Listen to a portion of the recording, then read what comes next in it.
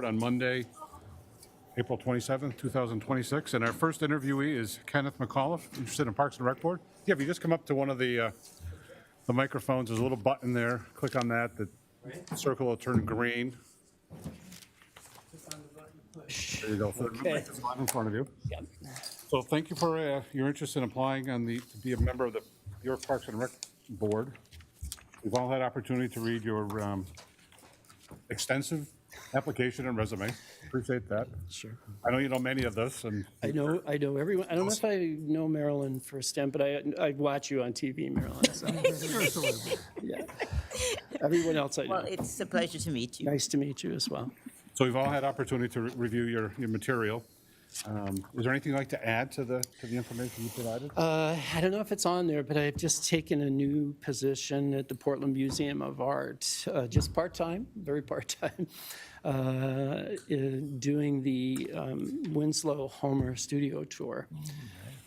So what I worked through here was retired here as visitor services, which I never intended to do to begin with, but ended up there and loved the experience at Old York. And I'm still going to be there 2 days a week guiding and front desk, just a joyful 12 years there.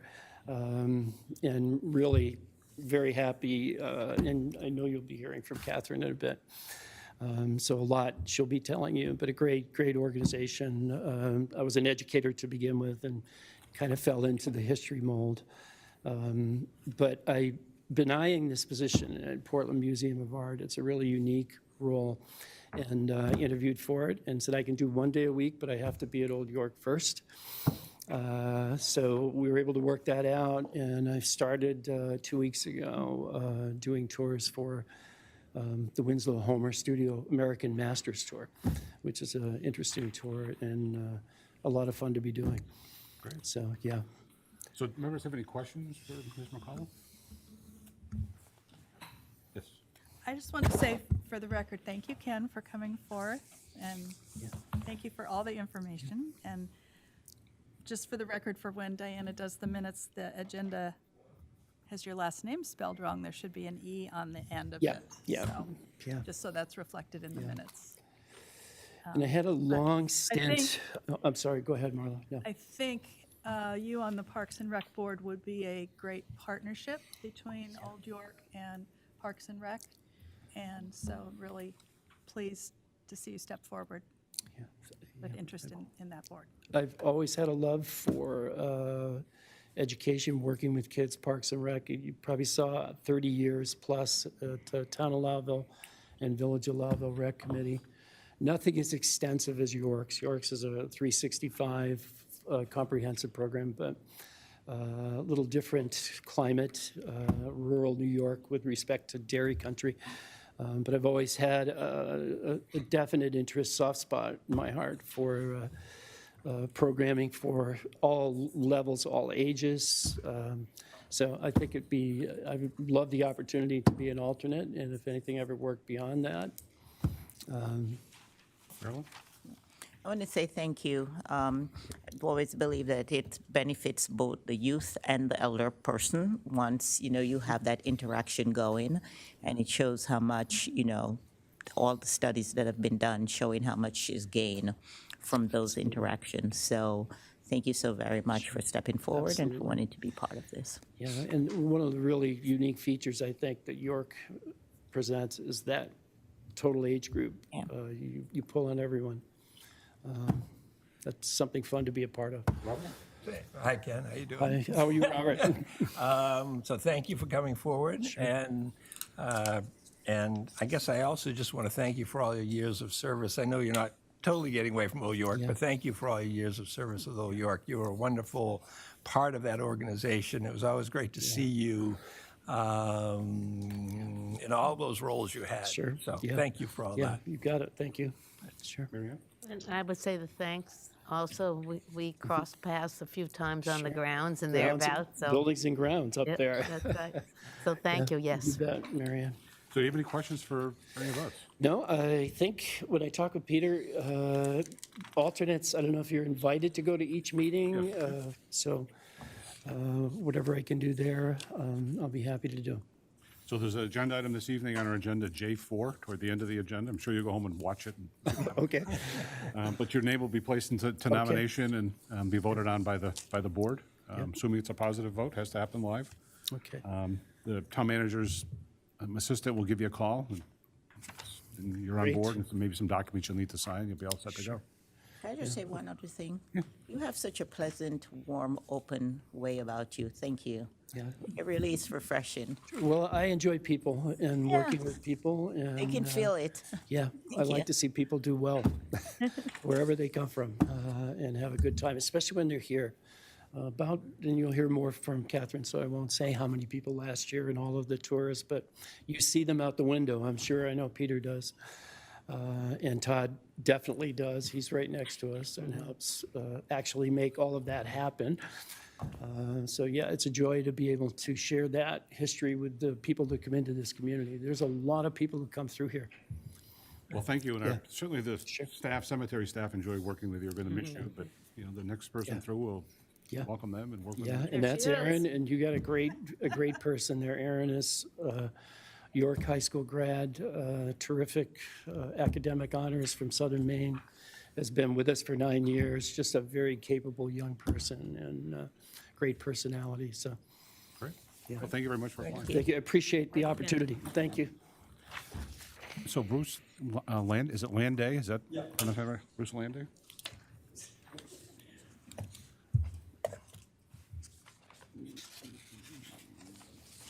So I saw you sitting back there in the audience, so you kind of see what the process is. Yeah, my first meeting, so. So thank you for your interest in applying. You checked off many boxes on your application. Maybe we'll get into that, which Yeah. ones are more interest to you than others. But I usually say when I lead off with these interviews, didn't do it with Mr. McAuliffe, but so much of our town government is operated by volunteers that come forward and serve on boards, either elected or appointed boards. So it's important to have folks take an interest and love of our town and make it the beautiful town that it is. So Yeah, glad to thank do you for coming forward.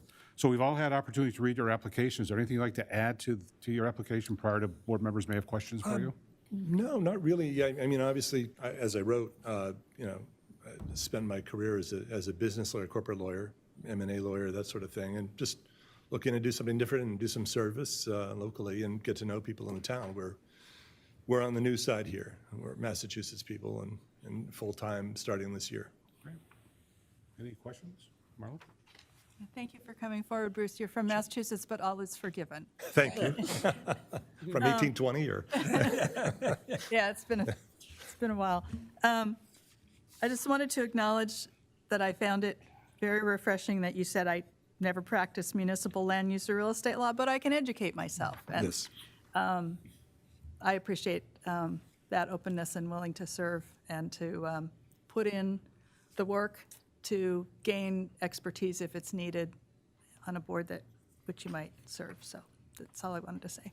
Yeah, and obviously I checked off multiple, ideas for you to choose from, wherever you think it could be most useful. Marilyn? Yes, I also want to say thank you. And I love what you said about service and getting to know your neighbors, because that's kind of how I think you get to know a town, is by service. So thank you very much. Thank you. Robert? Yeah, hi, how you doing? So given your background, appeals board is speaking to me. Is that really something you're interested in? I mean, Yeah. I'll tell you, a secret. So a good friend of mine who was from the South Shore of Boston, also a lawyer, spent about 20 years on the zoning appeals board in his town, and he thoroughly enjoyed it and said it was a great, learning experience and so on, and a good way to help out. Yeah. Yeah. Great, good. Well, I'm glad. Sometimes it's hard for us to find people who want to do that or have the background to sort of do that. So that would be great. So welcome to town, full time. you. Full time. Yeah. And thank you for coming forward. Thank you all very much. Yeah. Any questions? No, just thank you, and you might find yourself on more than one board. Be careful what you check off. But yeah, I did. So I did look, and I noticed that the Historic Marker Commission doesn't meet too often. So, and had vacancies on it. So, Great. yeah. Do you have any questions for the board? No, I don't think I do at this time. Okay. happy to do whatever you guys think is appropriate. So repeating, J4, you're going to run home, watch the YouTube channel Or you or can whatever? stay. Or you can sit in the back? Stay. I have to run up to Portland, actually, so I'll wait for the call. Right, if I listen get to it. us. Yeah. So on J4, there'll be an action item, you're able to place in the nomination for a board or committee, which maybe it'll be the appeals board, and then there'll be a roll call vote. And once the vote is taken, the manager's assistant will give you a call, let you know what the outcome was. If it was appeals board, there's documents you need to sign, et cetera. They'd walk you through that process. Okay, So thank you again. thank you all. Thank you for All right, your thanks. interest. Good night. Mr. Chair? Yes. I'm just curious, I'm not seeing anything on activities. Is No, there- can you check, Catherine, on that? Is it broadcasting? Or if you could turn on the one. Or turn the TV on, the monitor? Maybe we Yeah, want I'll to, get it, I'll get it. maybe we want to wait until we have a slideshow present, but normally we, So we're broadcasting out on YouTube and Town Hall streams, correct?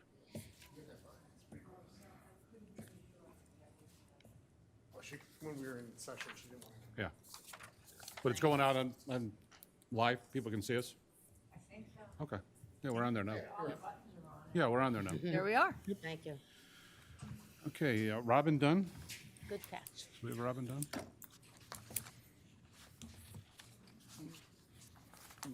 Hello.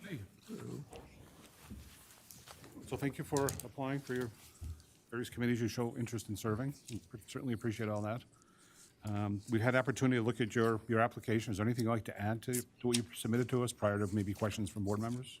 I think I'm also still feel relatively new to town, so I think I know Marilyn just from the library board, but haven't gotten a chance to meet all of you. So excited for the opportunity to meet some of the leaders in town and get to know people a little bit better. So. Questions? Marla? Yeah, so do you serve on the library board? I do, yeah. Yep, I'm Wonderful. the vice president of the library board. So. Can you tell us a little bit about that experience? And Yeah, it's been great, really interesting. We're very passionate about the library. In fact, my kiddo is in the children's room right now, hanging out. So, yeah, and it's been a great way also to get to know people, but also to just do something that feels like it's giving back to the community a little bit. And it's been fairly non-eventful, I would say, but there's definitely a lot going on at the library all the time. So yeah, I serve on the Buildings and Grounds Committee for the library, so we have some big questions coming up around the maintenance of the building and ground. So it's, yeah. And you checked a number of boxes here of committees that you would potentially be interested in. Specifically, the recycling committee was the one that I was really interested in. I kind of was thinking about that anyways, but then a couple select board meetings ago, I forget, I think one of the members of that committee got up and made a very impassioned plea about the fact that there wasn't a quorum. Yeah. And they weren't even able to make votes, and so I was like, oh, well, that's a sign. I should go and apply to be on the recycling committee. So, yeah. Anyone else? Marianne? Well, it's great. You're quite a busy person, and sometimes if you want something done, you ask a busy person to do it because they're very good with time management. So I appreciate you, and even you have a small business in town, so it's good luck with that, and I Yeah. appreciate you stepping forward as a new person also. Yeah. Well, I'm used to being busy, so it's it's Anyone else? I just wanted to say thank you. Thank you. Yeah, you have any- recycling and climate action yeah, and if all goes together. yeah, if there was a need for both of those, then I could look at that as well. So, You have any questions for the board? I don't think so. Nice seeing you. So later on, J4, your name may be placed in the nomination, assuming it probably will be, for one of the committees, and then there'll be a vote, and the manager's office will notify you of that vote sometime tomorrow. Great. But thank you again for stepping forward. Yeah. Pleasure. Thanks. Jen Moore?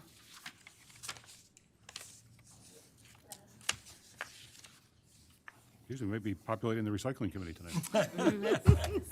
Well, the plea worked. There you go. Thank you for stepping forward. You show your interest in serving on our town recycling committee. Yes, We've had the opportunity to look at the material you presented to us. Would you like to build upon that before members may have questions for you? sure. I'm an educator who is very passionate about sustainability. I've been teaching my students for probably the last 10 years. I am a Mainer who has been in Massachusetts for a long while and has just moved back, but I'm from the Mid-Coast area. And as the previous people have stated, I'm interested in getting involved and meeting other people in the town and doing my part. And I had volunteered for the York Land Trust Earth Day cleanup a year ago and met Scott Brown. And he's like, we'd love some more people. So here I am. Great. Questions, Robert? So where in the Mid-Coast are you from originally? Bremen, Maine. I'm from Noblesboro. Oh, yes, right there. Same neck of the woods. All right. Thank you for coming forward, particularly And since for you're from the coming south. Mid-Coast. We are very excited to be here. So, Anyone else? Just thank you. yeah. And myself too. Thank you for, it sounds like you're quite busy, and you and the other three, I'm glad there's new blood. Yes. Not that the old blood isn't good, but new blood, Yes. It's very nice to see. Thank It's you. a nice group. Yeah. Yep, great. Do you have any questions for us? I don't. All right, so J4 will be putting your name into nomination for the Great. recycling committee. There'll be a vote. Awesome. Awesome. Thank you. Positive until it happens. I can't call the vote. And the manager's office will contact you with the outcome and Great. steps moving forward. So thank you again. Okay, thank you. Thank you. Okay, we can go off for 4 minutes.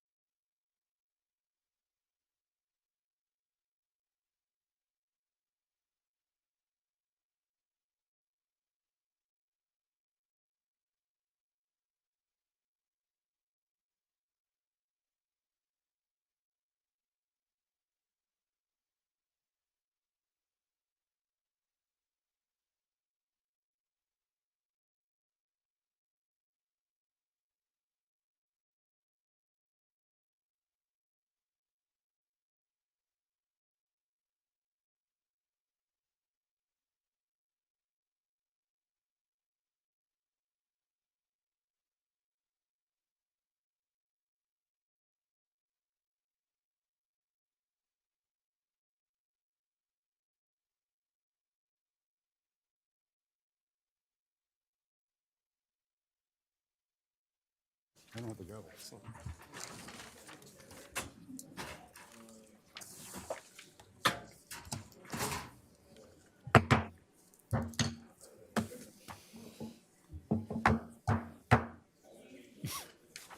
I'd like to call the meeting to order, the York Select Board.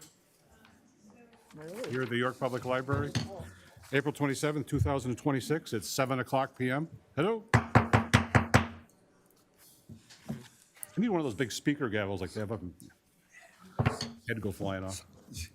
So if we could all please rise for the Pledge of Allegiance.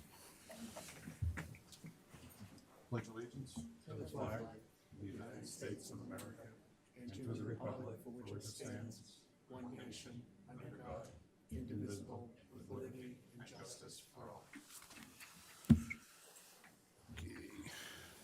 So I did see the manager passing agendas out. They are on the front table if folks would like to follow along, or maybe you are with your electronic device. Next item on our agenda is consent agenda. There are several items on the consent agenda. We have the April 13th, 2026 meeting minutes, a business directional road sign request, and multiple business licenses. I'll just read those off. The business license renewals. Deck at Dockside, Dockside Guest Quarters and Restaurant, Anchorage Inn, Sun and Surf, York Beach Residence Club, and Food for Thought. It's the board's pleasure. Mr. Chair, I move we accept the consent agenda. Second. Moved by Marla, seconded by Marilyn. Any discussion on the agenda?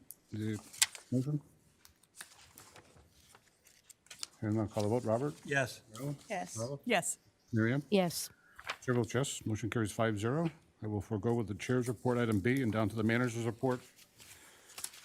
Mr. Chair, thank you. Thank you very much. All right, I'm just going to pull up my updates here, and I'll...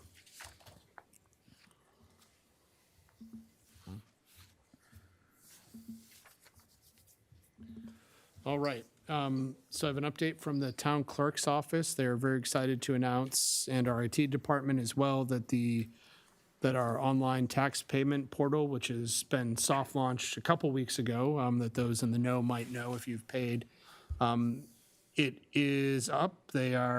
We've processed several tax payments through there, so it's looking good. It's working. And we have now officially put the instructions on the tax bill page on the town clerk's section of the website. So what this means is if you have a real estate or personal property tax bill that you would like to pay online without coming into the town clerk's office, for example, and waiting in a 47-person line this time of year, with everybody waiting in line to get parking permits and register to vote and pay their taxes, you can do this. So on the town clerk's website, under the tax bill page, there are the instructions. So the site and the vendor is Express, letter X, PRESS, bill pay. So that is not a scam. I know everybody's very cautious of those type of things. It's an external payment processing site that is secure, so it doesn't go through our website. It's somebody who specializes in security. You go to Express Bill Pay, you create an account. The instructions are on the clerk's page, but you create your account through Express Bill Pay. It's going to automatically, when you say you live in York, it's going to automatically suggest you to add the town, and there's a town seal, and it puts you into the real estate portion of the payment. So you can create an account, you link your property, you'll need your parcel number and the name on the bill. You link your property to the account, and you can pay taxes online. So it doesn't let you download information. So I guess the question was asked, well, what if somebody goes and erroneously pays my tax bill by fraudulently creating an account? I said, good for you. Somebody's just paid your tax bill. We take the payment regardless of where it comes from. But it doesn't, we've gotten a couple questions. Well, does that let people download my person? Nope, it doesn't do any of that. So it creates an account. It'll link it to your parcel so you can pay any of your tax bills online. So welcome to the 20th century, maybe the early 21st century. We're probably up to about 2015 in technology right now. So nice job to Alex in our IT department and our IT director in the clerk's office working on that, getting that up and running. I know he's worked a lot with the outside vendors to coordinate that really connects 3 different payment processing systems through that website. Absentee ballot, go ahead, yes. Is there a fee? There is a fee if you're paying with credit cards, which I think most people would be doing the same as if you pay it in person. Same as if you pay in person. Yep. The credit So card. if you pay with it, you can pay with credit cards, you can pay your property tax bill. I don't suggest doing that unless you have a really good points reason to do that and you somehow pay it off immediately. We don't encourage people to put tax bills on their credit cards, but you can, and some people might need to in an emergency situation. So, yep. All right, so absentee ballots are available. So the May 16th election is coming up. That's going to be Saturday, May 16th. Voting is 8 to 8 at York High School. Absentee ballots are available now at the clerk's office. The June 9th primary ballots become available May 8th in the clerk's office. So if those are for primary elections for both parties, that'll be in June. I know that there are a few contested races that are probably going to drive some pretty high turnout in that. So you may want to consider absentee voting. There should be some pretty high, we're expecting significant turnout, maybe not as high as November, the general election, but still there's contested Senate races, for example, primary contested races. So that'll get a lot of people turned out.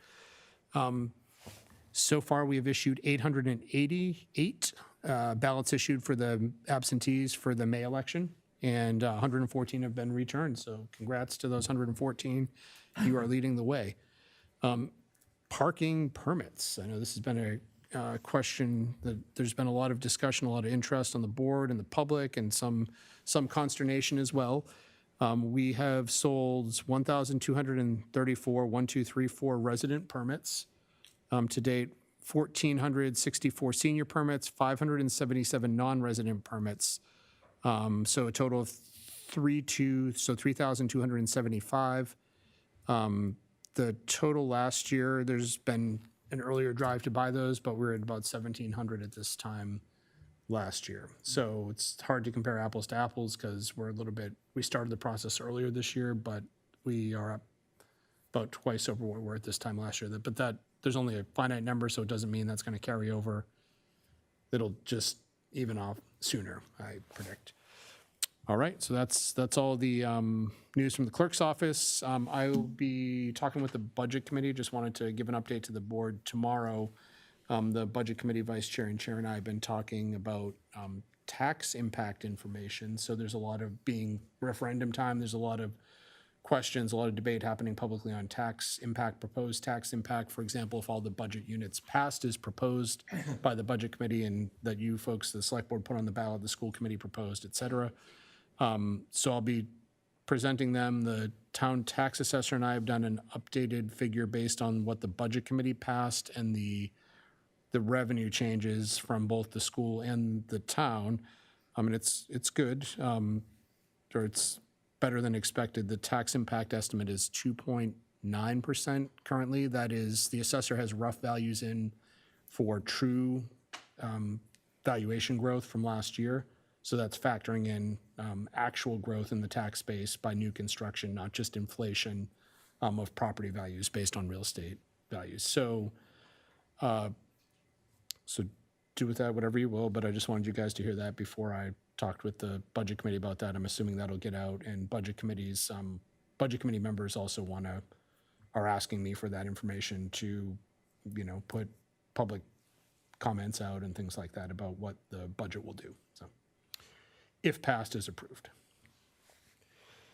And on the subject of parking, I've got a few items I was asked to talk about, and I've been asked by a lot of people what parking revenue, both people who are interested and people who are concerned with the lengthening of the seasons, thinking that I've heard comments of, well, we're not going to generate any revenue anyways, why are we doing this? And I've also heard people saying, well, I hope it generates a lot of revenue. What's the revenue? So I've answered those questions as we've got them in the office from people. The first 7 days, so it's been about 12 days so far, of the season, the first 7 days was mild. It generated about $11,000 over that time period. The most recent 7 days, so there's an overlap between those two numbers, but the most recent 7 days, we generated about $21,000 in parking revenue, which is significant. And if you remember, we added 6 weeks of parking on the front, combined on the front and the back end. So we are seeing additional revenue generation. We also heard both complaints concerns and hopes that parking enforcement would be equitable and would be increased from people that kind of told us, hey, you haven't done a good job. A fair comment, I should add, from many residents that we hadn't done a good job enforcing parking regulations in the past. They were concerned about that, and I don't think anybody wants to get a ticket, but I think there's some frustration if we're going to go ahead and revamp parking regulations that a lot of people expect those to be enforced if they're following the rules. So I think our PD has doubled down on that. We've had a couple conversations with the command staff over there, who I know they've filtered that down through some of the staff. They have, in a combination between tickets and warnings, they've issued 317 tags of some sort on cars. And one thing that we were adamant about is that enforcement be throughout parking zones, that it's not just focusing on, for example, a very high-density area that's easy to enforce, like, say, Short Sands Park, where you could write 300 tickets in probably a week without really doing much more than walking in the same 400 by 400-foot box. So I'm very happy looking at the stats and the mapping of where they're going, that they're doing enforcement all the way from Cape Nettic Beach, so all the way from the permit parking zones up there, all the way down through Wiggly Bridge, through the Village, even though we didn't change any parking regs, but they're putting a lot more effort, I know, into tagging parking violations. So I know that's not something that people are excited about. I hope that people will at least be satisfied that the many people who complained about that the police department is addressing those concerns by taking a much greater effort in enforcement this year. And last but not least, I had a parking meeting at the end of last week. We heard at our last meeting from residents and some businesses in the harbor, where you voted to extend parking for the first time this year, who were concerned, various things. So I had a good lengthy meeting with several representatives of businesses and residents of the neighborhood there. And the primary concern that came out of that meeting that I'm working with them to help address is employee parking. I think there was a good recognition by those at the meeting that there's a purpose to instituting paid parking, and that, there is a reason that we would want people visiting to pay, and people that are using, for example, parking to go to dinner, going to the beach. So we had a very good discussion. I'm working on something. I'll officially propose it, bring it forward next meeting. If the board is agreeable to it, we could set a public hearing for the second meeting in May, which would be the 18th, so the Monday after the referendum election. The intent of what I'm working on is to create a zone that is not right in front of Harbor Beach that we could sell employee parking permits for in the harbor. So specifically to businesses that front on the paid parking that has been instituted, that did not have to deal with this last year, because it is an adjustment process, obviously, from year to year. So working on that, I know, and we've also gotten comments from Trinity Episcopal Church about start times on parking, which I think we'll see something, working with them, you'll see something as well to adjust those times. That's the primary parking zone that would have, for example, a Sunday service that might be impacted by the new parking regs. So we're well within the time frame. I think talking with both of those, or all three or four of those groups that were involved in those discussions, to make changes. If the board wishes to make change, you may not, but if the board wishes to make changes prior to any impacts from any of those organizations at the end of May. So they were all very satisfied with the potential May discussion timeframe. So if you can just walk through the traffic safety ordinance leaves that authority with our board. Yep. So you would make a proposal on the 4th. Correct. The board could say yes or amend it, or Yep. no. Or the board could say, we don't want to see it at all, or it's up to the five of you whether it moves forward. We would So notice requires that. one public hearing that could happen on the 18th, Correct. and we could vote on that proposed change at that meeting. If there is support for some or all of the parts that I I bring just want to forward, get that process out there. So you could set that hearing on the 18th and hear some of those changes. So it's not going to take away every single gripe that every single person has, but I think it addresses the bulk of the concerns that I've heard that have some serious support behind those concerns from residents in the harbor area. So it's all been a busy week. Any questions for our manager? Marla? Quick question. It sounds like we're getting more in parking permit revenue. And I was wondering whether that are getting more in this current fiscal year than previously? It sounds like yes. And would that impact next fiscal year? But the more I think about it, with next fiscal year not starting to July 1, it doesn't sound like next fiscal year will be negatively impacted. You mean about somebody like buying them earlier if they were coming up in August, for example, and buying it in Well, June? since we started earlier, that people are buying permits earlier, and that could bring revenue in, shift revenue between fiscal years, I guess. Earlier is always better because then they'll buy permits again the following fiscal year. But if it was a later shift, that's a very good concern, and I would be concerned about that as well. Like if we moved the start date from May into July 1, that would be a huge concern of mine that we wouldn't sell in this We'd fiscal be year. potentially short of revenue this Exactly, year yep. and more next year. Anyway, Moving start dates forward in fiscal years is usually safe in that respect. There may be some small impacts. Yeah, we may sell less in the late summer if people buy them earlier. There are a finite number of people that qualify for permits, so it's not like we can magically make new people. We are expecting that some people will not buy permits and might have bought permits in previous years. It's a math problem for some people, and if so you there's not a finite number of permits, but there's obviously a finite number of eligible people. correct, yep. Okay, just wanted And about to make sure that 10,000 was a on the year radar. adds up to, half of all the people that live in properties, that are eligible properties, whether they're non-residents or residents, so. Thank you. Any other questions for our manager? Thank you, Peter. Item D, we do not have any awards this evening, which takes us to reports, of which we have one report from the Old York Historical Society, and Catherine Duffy, the new executive director, is here. And Marla, would you like to introduce Catherine any further? Sure.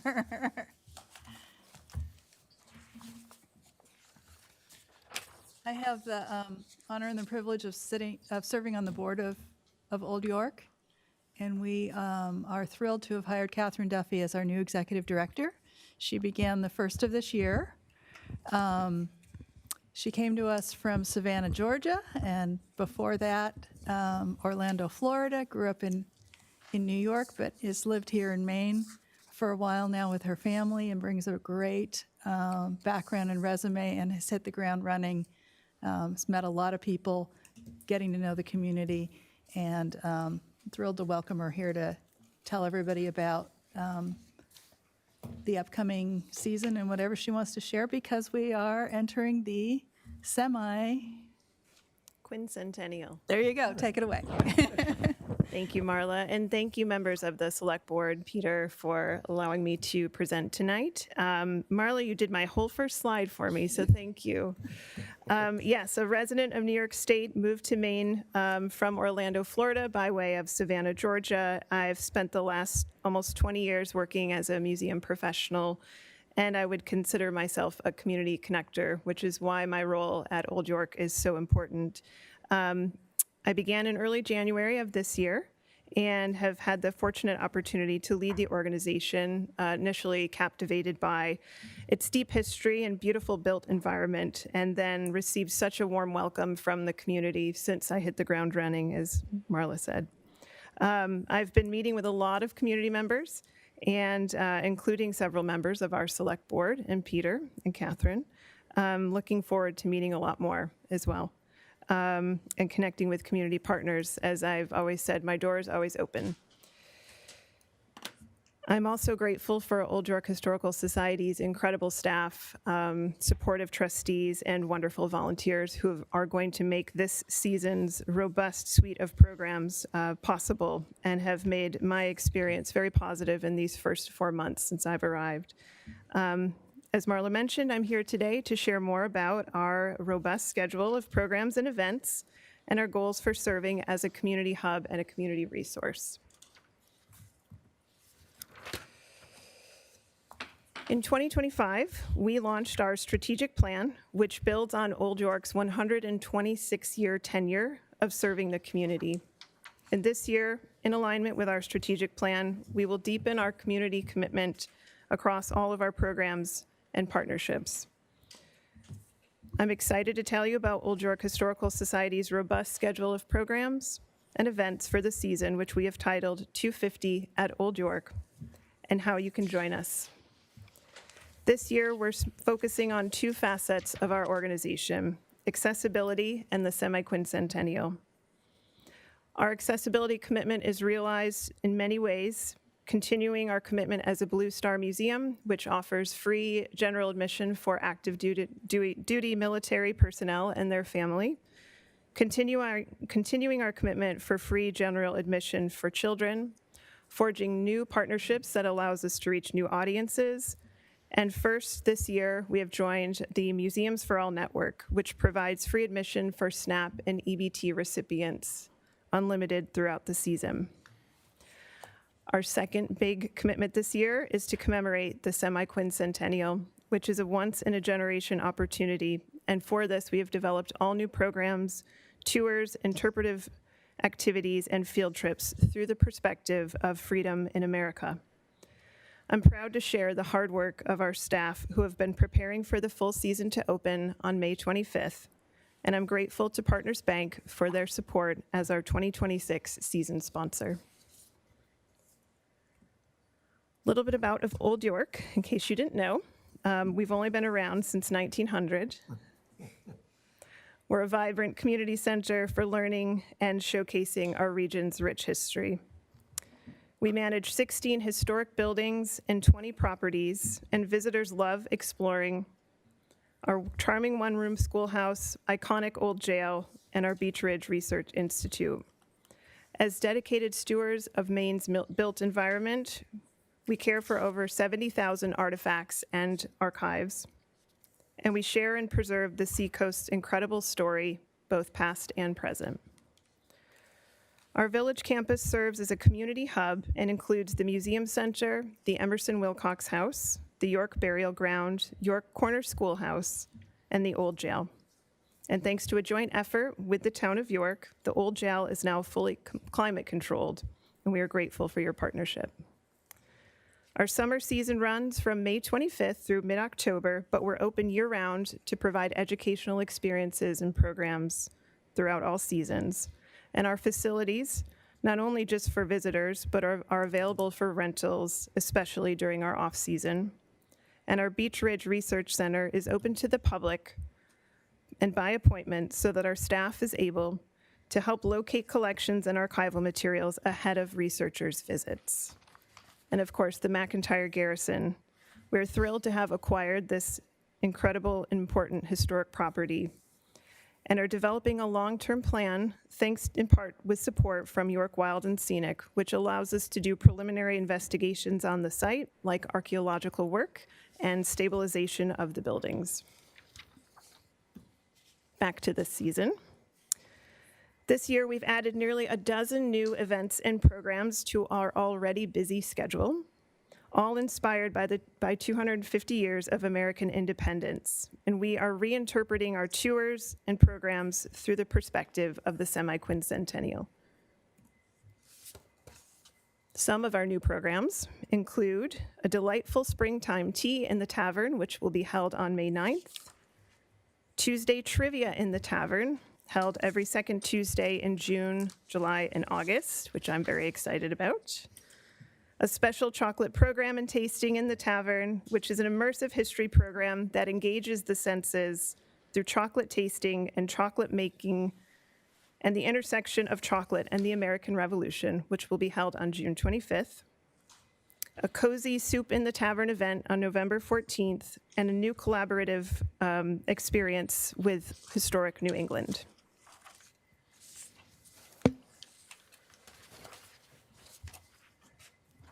We've added new walking tours to our suite of programs as well, starting this Saturday with our participation in Jane's Walk.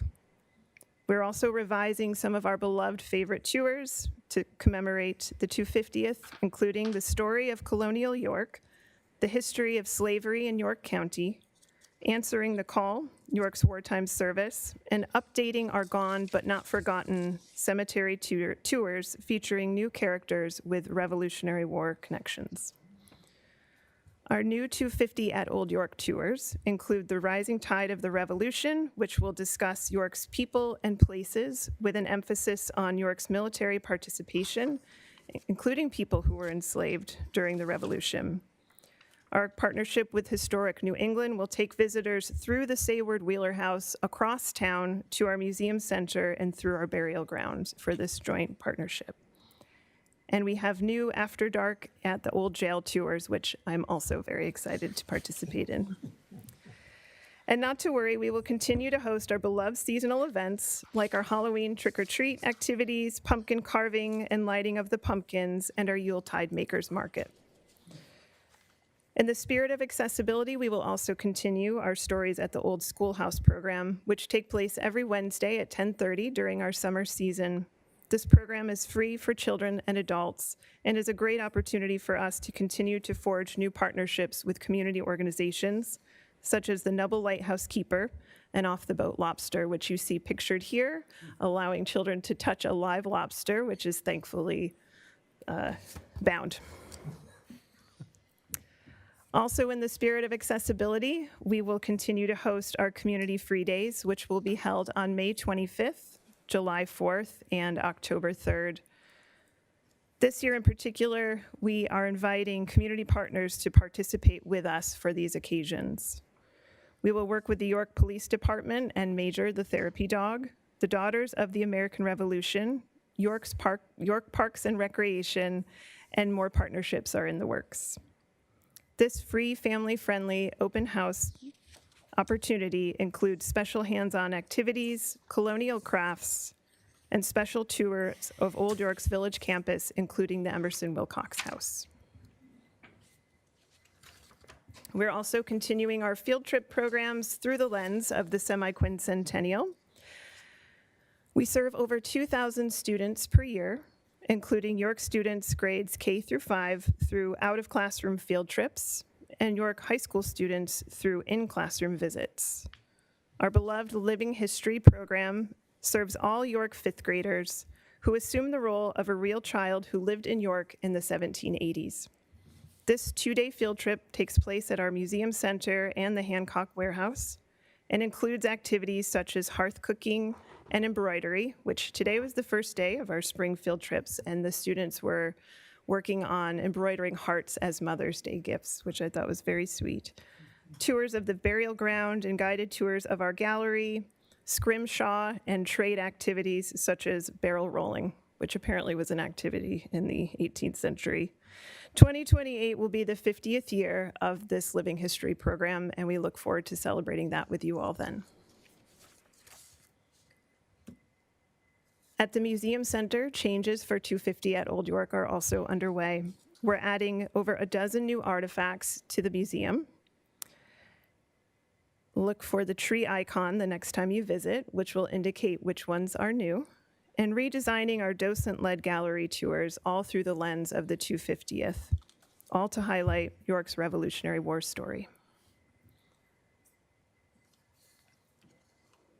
I invite you all to join us at Old York. You like the snake? I'm glad you noticed it.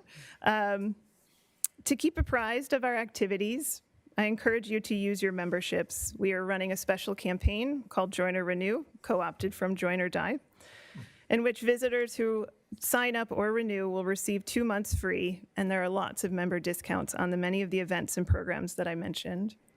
You can follow us on social media, including Facebook and Instagram, visit our website to purchase tickets, join our e-newsletter, visit our museums, and you're welcome to reach out to me directly. I'd be happy to have coffee. My email is director@oldyork.org.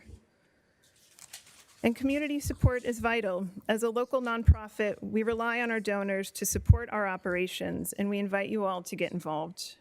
Thank you for this opportunity to share more about Old York's plans for the season, and I'm happy to answer any questions if you have them. All right, thank you. Questions? So wonderful presentation. Oh, thank Great. you. And Thank you, Robert. for the calendar. of Yes, yeah. Hope to see you there. events. Yeah. So I have a question. Sure. What is the flag? Can you talk about the flag? Sure, absolutely. So the flag certainly is ubiquitous with Maine, right? The pine tree. And It was actually a symbol that was selected by George Washington for the First Continental Navy. So this is a flag that is in our collection. It's more contemporary than the Revolution. It's actually dated to the early 20th century. There's a picture of it flying over the old jail. But the iconography, it's a hand-painted flag, and the iconography of it being this pine tree, this symbol of Maine, and the beautiful colors really seem to represent the spirit of the season. And we really loved how, unlike other Maine flags, this one shows the roots. And so there's sort of this double entendre of being rooted in history and understanding the roots of our local history.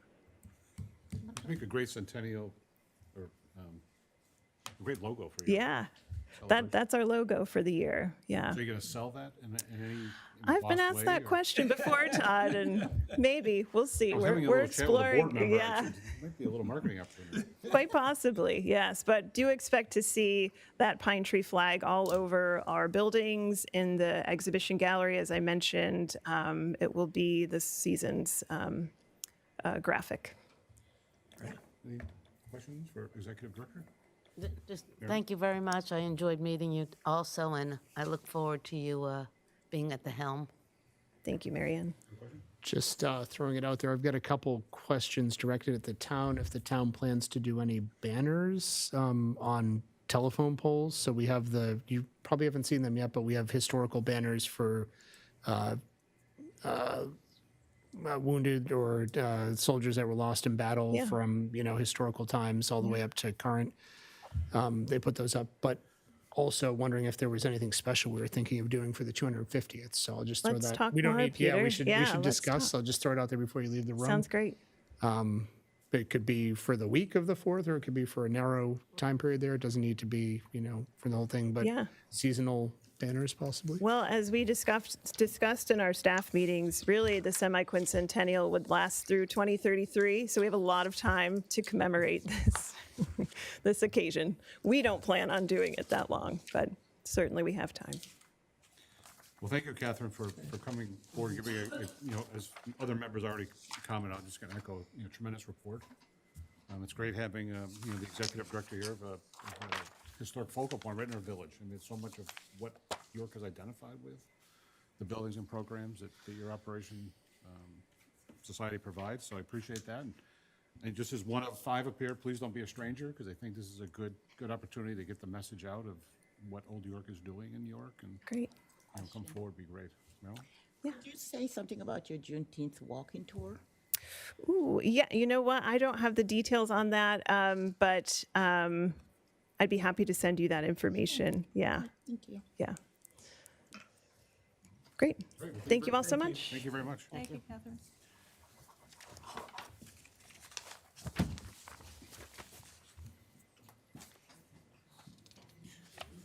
Okay, which takes us to item F, Citizens Forum. Citizens Forum is open to any member in the audience for comments on any town matter. All comments should be respectful in tone and should be directed to the chair. Comments should be brief and to the point, and members of the public shall refrain from making personal charges or disparaging remarks or form verbal attacks upon the character or motives of members of town boards and committees or commissions, of town staff, or other citizens of York. Questions that require extended answers or cannot be answered this evening in our meeting will be referred to the town manager for follow-up. And the board will also receive input received via the Selectboard's page on the town website. And anyone who wishes to submit a written request for a future agenda item can do so on the form that's available at this meeting or obtain said form through the town manager's office. I believe there were 4 write-ins, I think, but we'll confirm that. We have them all here. We'll go to the audience first. How many folks in the audience are here for Citizens Forum by show of hands? So I'll start on the left and just move back and then come on the right. So I have 5 from 4 individuals, 5, Mr. okay. Chair. So.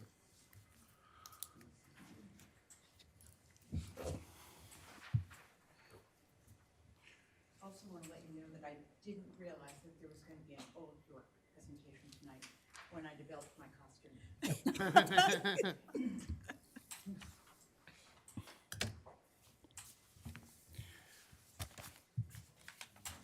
Looks like a cowboy hat. Is that what You would. Careful with all that.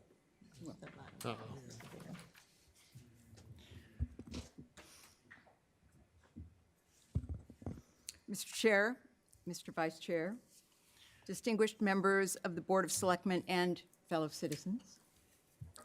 My name is H.T. Sargent, and I live at 625 York Street. I currently represent District 147 in the 132nd Legislature of the state of Maine. And as you can see, I also serve as a sergeant in the recently remustered York Militia. I'm here this evening to share the very good news that the historic dispute over the border between the two towns of Kittery and York has been resolved. Hurrah! Thank you. This has been a terrible problem since 1653, and it has now been resolved. After the required perambulation was completed by members of this board and also the governing board of Kittery, then surveys were completed, submitted, and the border was agreed upon by both towns' governing boards. The matter was referred to the legislature for approval and confirmation. This issue was brought forth in legislative document 2214, an act to confirm and finalize the border between the town of Kittery and the town of York. I'm pleased that after a very short skirmish on the floor of the House between the good representative from Kittery and myself, where we were arguing about the relative beauty of our towns, the measure passed unanimously in the House and the Senate and was then signed by the 75th governor of the state of Maine, Janet Trafton Mills. The delegation received permission, it's very important, to attach an emergency preamble to the bill so that it could take effect immediately. We couldn't wait even one more month after the 373 years that this has been in dispute. So we had to have an emergency. So I say, huzzah to our colleagues in Kittery and celebrate that this has been brought to a positive conclusion with no use of my colleagues in the militia. Thank you.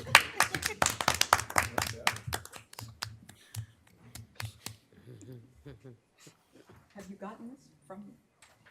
Is that a copy of the resolution? No, Is that the hard copy? no, but you should have gotten it.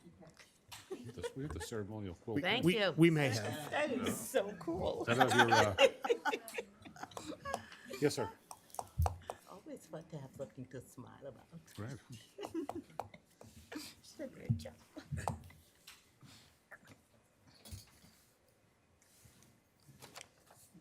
Yeah, be careful.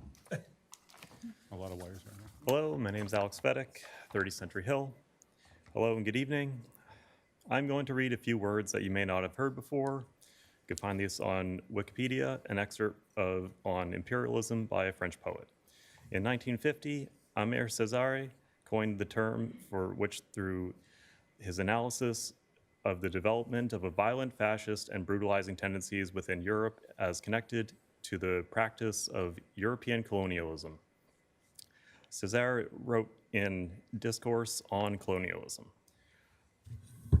And then one fine day, the bourgeoisie is awakened by a terrific boomerang effect. The Gestapos are busy, the prisons filled up, and the torturers stand around the racks inventing, refine, discuss. People are surprised. They become indignant. They say, how strange, but never mind. It is Nazism. It will pass.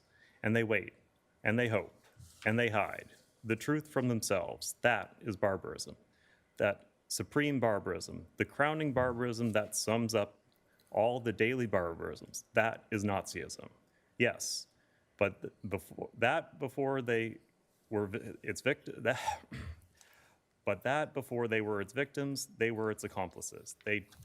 That they tolerated Nazism before it was inflicted on them, that they absolved it, they shut their eyes to it, legitimized it, because until then, it had been applied to only non-European peoples, and that they had cultivated that Nazism, that they are responsible for it, and before engulfing the whole world at vice of Western Christian civilization, In its reddened waters, it oozes, it seeps, and it trickles from every crack.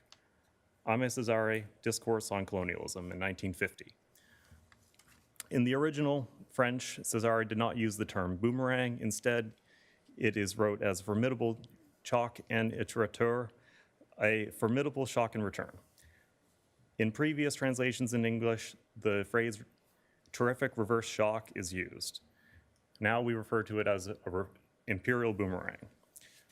I'm going to read a few points out of the latest 22-point manifesto released by the American company by the name of Palantir, published on April 20th, 2026. Point 6, national service should be a universal duty. We should, as a society, seriously consider moving away from an all-volunteer force and only fight the next war if everyone shares in risk and the cost. 21, some cultures have produced vital advances, others remain dysfunctional and regressive. All cultures are now equal.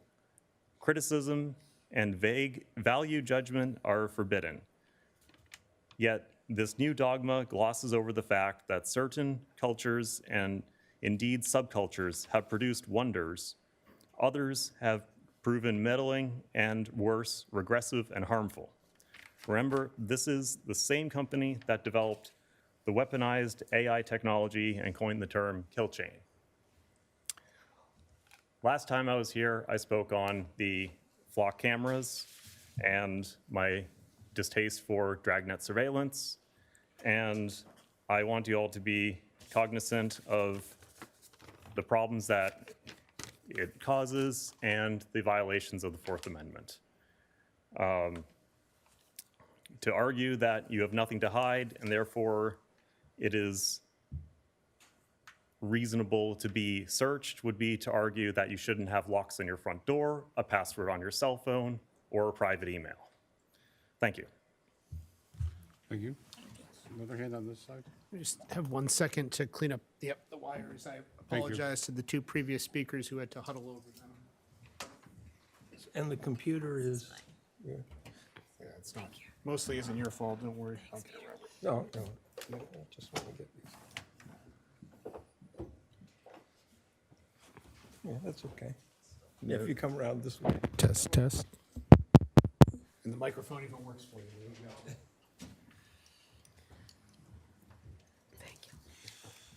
go. Good evening, Board, Chair, Town Manager. My name is Charlie Black. I live at Andrews Way, and I've been doing a lot of walking the last 6 months or so.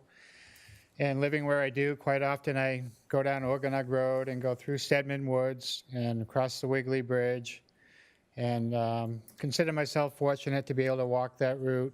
But one thing I notice, well, Wiggly Bridge is a great attraction here in York. I think if you, quite often on Facebook, people will say, well, I got friends coming to York. Any recommendations on what they do? And one of the things that almost always comes up is, oh, you got to go see the Wiggly Bridge. And it's an unusual feature in town. I get posts on my Facebook feed about hidden gems of U.S. travel. It's one of the things that we're known for. So when people come up and they pay their $4 now, because I guess there's no free parking there anymore, but they come up, get their app, pay their $4 to park on the side of 103, start walking down towards the bridge, and they're looking over here to the right, and there's the wonderful Wiggly Bridge and a causeway coming through, and a space in the guardrails, and there's this ill-kept walkway going across, crosswalk, that's sort of painted and sort of not painted. And it looks like it's a crosswalk, but it hasn't been maintained, I think, since the bridge under the bridge opened, which is, I think, like 5 years ago. And I think the hope was that people would stop going across the road and they would start using this beautifully constructed bridge. But the fact of the matter is, you come down, you look over, there's the Wiggly Bridge, there's a clear path to get there, and you look straight ahead, and and there's a sign saying go that way to head towards the river. And I think 9 times out of 10, people in that situation, they go across the road in a crosswalk that's no longer maintained, no longer painted. So cars coming along, they don't know if it's a crosswalk. Pedestrians going across, they kind of think it's a crosswalk. It looks like it's a crosswalk that needs to be repainted. So the fact of the matter is, people still use it in spite of the hope that they wouldn't. And I guess my point is that it seems like we need to recognize, I mean, wishful thinking is one thing, but the reality is another. And people are still using that crosswalk a lot of the time. I see it, I use it. I think if people are coming along and walking from Stedman Woods and planning on going through the Fisherman's Walk, they'll quite often go under the bridge. It's a nice scenic route, but if they're coming to see the Wiggly Bridge, they park, they get out of their cars, and they go across that crosswalk. So I don't know why. I mean, I see Dean's here. I know he didn't come here to answer this question, but I'm just wondering why we stopped maintaining that crosswalk, and what do we do to make it obvious that it's a crosswalk and to make it a safer passageway for people to go see this great tourist attraction in the town. I think we need to recognize the fact that people still use it as a crosswalk. They see it as a crosswalk, and I think we need to get back to maintaining it as a crosswalk. And I don't know what we do. I don't know how we move forward doing that. I don't know if there was a decision made back. It seemed like that bridge opened during COVID. And when the bridge opened, it seemed like that was it, no longer maintain the crosswalk. So is that something that should be addressed here or to the DPW or where? Well, you've addressed it, raised that question to our board. Yeah. Manager heard that. We'll examine that and respond. I mean, I know Mary Ann walks a lot. She probably walks over there, and I mean, a lot of it's a well-traveled area, and Yeah, We've talked about it before, though, so- Yeah, just to answer the question, it's definitely not a DPW question. They look at, I think, some previous decisions. I'll talk about it with the chair, and we can we see wanna if give a it's a thorough response. full select board discussion possibly in the future, so. okay. Right, thank you. Thank you. Anyone else on this side of the room? So on this side of the room? Yes, sir. Are you coming to the podium? Oh, yeah, go ahead. Oh, sure. No, I just didn't see you raise your hand. I just thought, I wasn't sure. Yeah.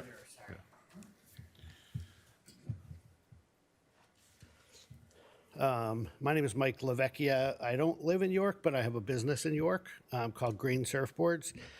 And mostly I just had a question or a comment about the parking situation at the beach. I know things started much earlier this year. As somebody who's at the beach a lot and has a local business, you know, we've heard a lot of complaints from local folks that, you know, you come out, kind of get through a long winter, and we finally get to April where people kind of have some quiet time to enjoy the beach before it gets busy. And, you know, you already have to pay to park. And for myself, I can't get a pass because I don't live in York. Understandable, but it seems early to, you know, start enforcing the parking meters when there's so few people actually at the beach at this time. I know that the cell service down there is maybe still an ongoing problem. Trying to connect to use the app or use the meters there is often a problem. So a lot of times you can't actually pay to park, and then you risk getting a ticket. So I don't know if the cell service in the area has been addressed, but that's always been an ongoing issue. And lastly, I know there's maybe a new height restriction that was put into place. I think 8 feet maybe was put out there, and there's a lot of vehicles that are 8 feet that aren't enormous. I certainly understand the restrictions for large campers and RVs, but a lot of pickup trucks with roof racks or, you know, short roof vans with a Thule box or things on the roof are already exceeding 8 feet. So I guess the more question is that anything that was considered when that height restriction was implemented. Yes, and we didn't vote to do a height restriction, correct? It was a potential suggestion that was brought forward by the PD that was not included in any of the final drafts. Oh, interesting, because we have a friend who got the police, the parking enforcement told him he couldn't park there because he just exceeded 8 feet. Give me a call. We'll Okay. look at that. Okay. The length was a big issue. People going, Of course. hitches or, bike hitches going into the next Yep. spot. Yep. We can discuss. I know where to find your mic. Okay, Yeah. okay. Thank you. Thanks for listening. Thank you. Anyone else on this side of the room? Okay, no, we're on this side. Yes, sir.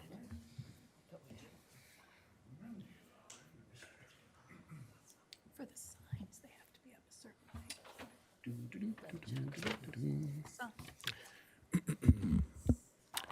James Kansas, 280 York Street, citizen. The administration was not even a month old on February 10th of last year when I began this series of citizens forums. The very worst of what was yet to happen was still in the future, but already there were the unmistakable signs of what could be expected. It was evident from the first term how unqualified, how destructive, and how dangerous he was, how little he cared about the Constitution, the law, the dignity of the office. But the limits we all had hoped existed to stop him failed repeatedly, and assuming he was above the law, he just went further and further toward ever greater excesses, criminality, corruption, and extraordinary levels of cruelty. He has never been a president who sought to protect and defend the Constitution. That much was obvious from the day of the inauguration. He has never been a president who thought in terms of what was best for the American people, as his message is directed exclusively to his base and their own insatiable desire to exact revenge upon all who have been blamed for their misfortune. Everyone else beyond that base is perceived as being the enemy, and as such can be subject to harmful policies with little consideration of the impact. And it is allowed to go on, day after day, week after week, month after month. It is so wrong, so terribly wrong, all of it. Every action is wrong. I have not known a free moment from disgust for a year and a half, and has only been intensified with each news report, especially now as the nation approaches the 250th anniversary of the Declaration of Independence, less than 70 days away. The current occupant of the White House, mired deep in his cheap, tawdry world, is perhaps among the least deserving individuals conceivable to be assigned the responsibility of properly honoring the anniversary. As with everything else he comes in contact with, it will inevitably be diminished in its value into the ridiculous and the grotesque, because that is exactly who he is, and everyone within his immediate circle is, and always will be, as they are entirely incapable of ever striving beyond that very low place. The triumphal arch that has been proposed to be constructed in Washington will be in so many respects among the most empty, meaningless monuments ever to be raised here, as we ponder over the unsavory foundation upon which it was built. Ironically, the most genuine, substantial monument to the 250 years would be the very thing that is impossible for this regime to ever realize, and that simply would have been a highly competent government responsive to the needs of the American people. Instead, the nonsense we have been burdened with shows just how distant we are from that objective, and forces upon all of us the sobering awareness that despite the ostentatious spectacle of July 4th, the experiment in democracy the Declaration once foretold has faltered and very possibly failed. Thank you. Anyone else on this side of the room, Citizens Forum? So you want to do the read-ins or the write-ins, please? Yep. Tom Hedger from York writes, okay, code enforcement has been removing political signs for not meeting town ordinance. Rulings by Supreme Court of U.S. were 9-0 majority in the case Reed v. Town of Gilbert, Arizona, 576 U.S. 155, 2015. The U.S. Supreme Court ruled 9-0 regulations that categorize signs based on the type of information they convey, e.g. temporary, political, and ideological, and then apply different standards to each category, are content-based regulations of speech and are not allowed under the First Amendment to the United States Constitution. The town needs to consider rescinding its content-based regulations on political signs. The Supreme Court considers political speech, parentheses, signs of the highest level of protected speech. The ordinance regulates that signs must contain certain content it would seem this is in clear violation of the Supreme Court. I did have several follow-up conversations with Tom on that, so. Scott Brown from York writes, I'd like to start not with a question, but a thank you. I've noticed that there have been improvements to the readability of data shared on the town website. I'm sure you agree that this is to everyone's benefit. My question related to this is, would it be possible to establish a YouTube channel or link that is regularly accessible and displays all of the useful and important information that has traditionally been displayed on Channel 3 Public Access TV? Finally, regarding openings on the recycling committee, according to the town website, there are 4 openings, 3 of which expire in slightly more than 60 days. Would it be possible to update the service terms associated with these openings to ensure terms of newly appointed members contributed to a time-staggered committee membership?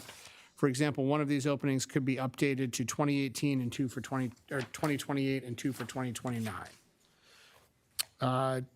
Janalee Moquin from York writes in, has a list been compiled regarding the private roads that will be affected for new trash trucks yet? What will the options be for these locations? How many parking stickers are sold versus the number of actual spaces? Does it cost $32,000 as stated in article number 14 for YCSA to administer GA funds above sent to town manager? Confirmed. Janalee also writes in, could you add this to my other outstanding questions, please? Could you stop reading the preamble to the citizens forum sections of the BOS meetings? It's kind of obnoxious. And if someone acts in a manner that's not allowed, just address it immediately, please. We're all adults here. Thanks, Janalee. And then this question came in at our last meeting, but it was after a citizens forum, but we didn't get it at the last one. So it's from James Joyce of York. What is the status of the 99 Freeman Road sale? And what terms were discussed, and how is the decision made? Is there a tally of select board votes and comments? This was resolved when, I think at the last meeting, it was voted to redeem the property. So the property has not been deeded yet, but the payment has been made by the former owner. So for both him and for anybody on the board that's interested, we receive payment. We still have to do the release deed, but the terms and conditions of the redemption have been met at this point in time. I did not see the others come through our screen. Okay. So we'll close the citizens forum, and you have a question? Yes, I do believe there was one from Ed McKenna about an error in our voter guide that I thought went to all of us, but perhaps it just went to me.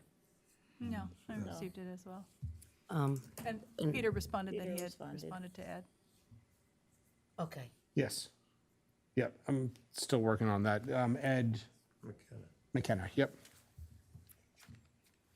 Yeah, it wasn't a citizens forum, it was a Thank you. question to. Yeah. Okay. It was an ordinance, question for the upcoming ballot. I owe him a formal response, though, on that, so. Okay, so we're down to item G, public hearings, new business license for Ono Sundries. I move we open public hearing for new business license for Ono Sundries. So the public hearing is open for Ono Sundries. Anyone wish to come forward, provide testimony on the license? Yes, sir. Yep. Yep, right there, please.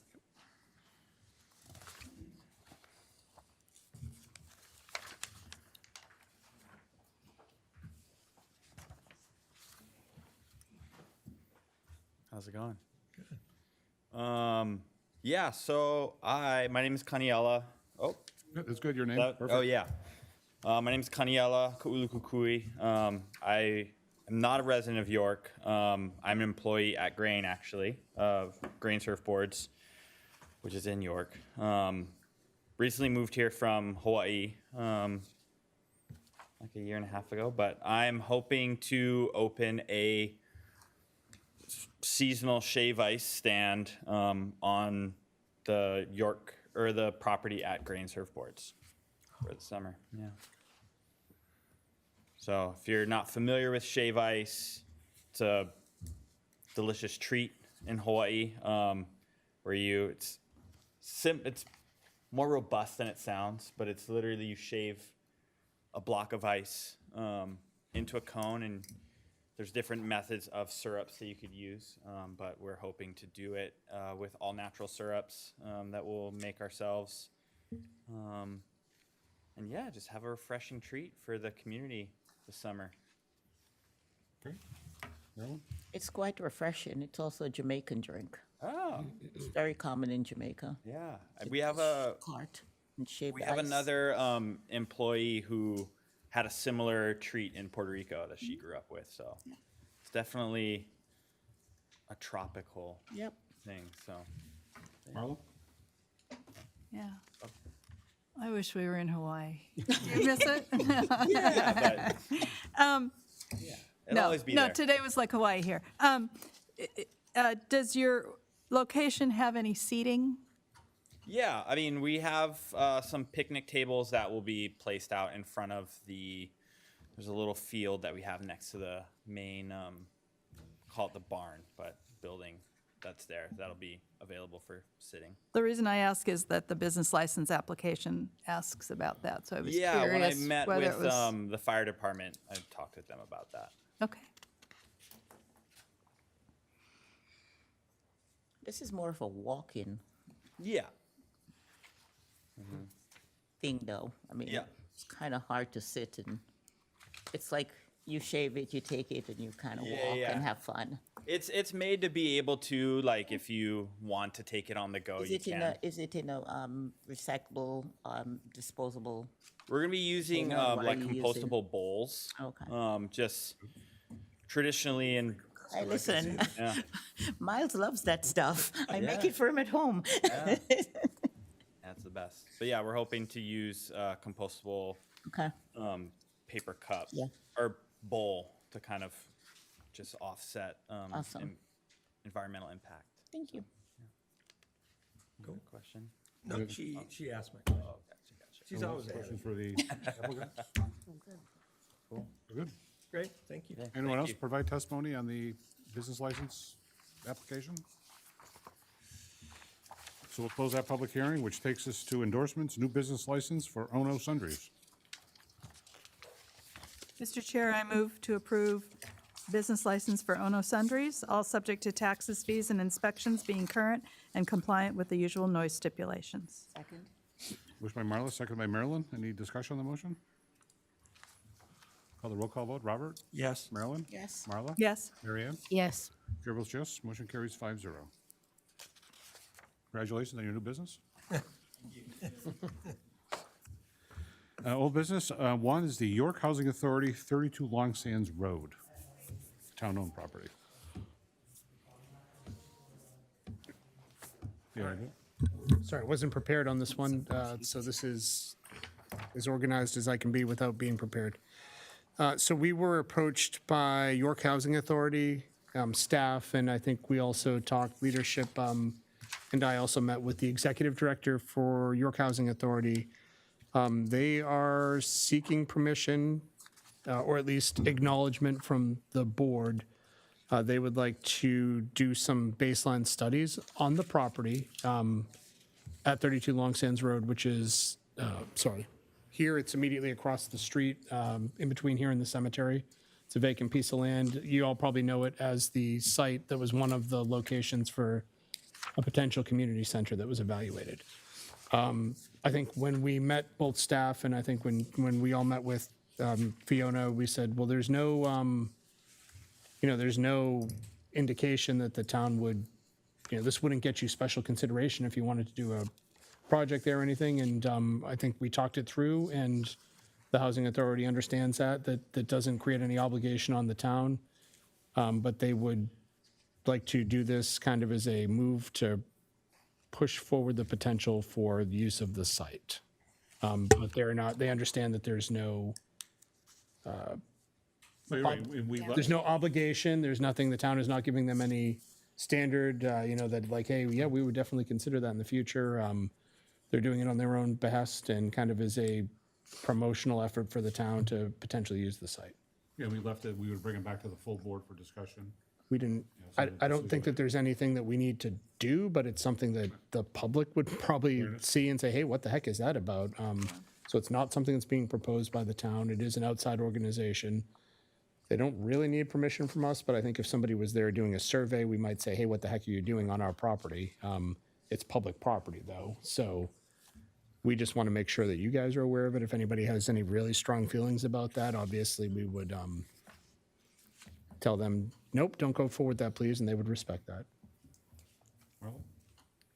I'm fine with it, but it triggers another question, and that is, that's unrelated, but the GIS mapping exercise that we approved an award for a number of months ago, I wonder if that aerial mapping, seems like the time has been right the last couple of weeks, and I'm just curious whether that has happened. I talked about it about a week and a half ago when they had not flown it as of yet, and we had a cutoff date where we did not want them flying it beyond Leaf out.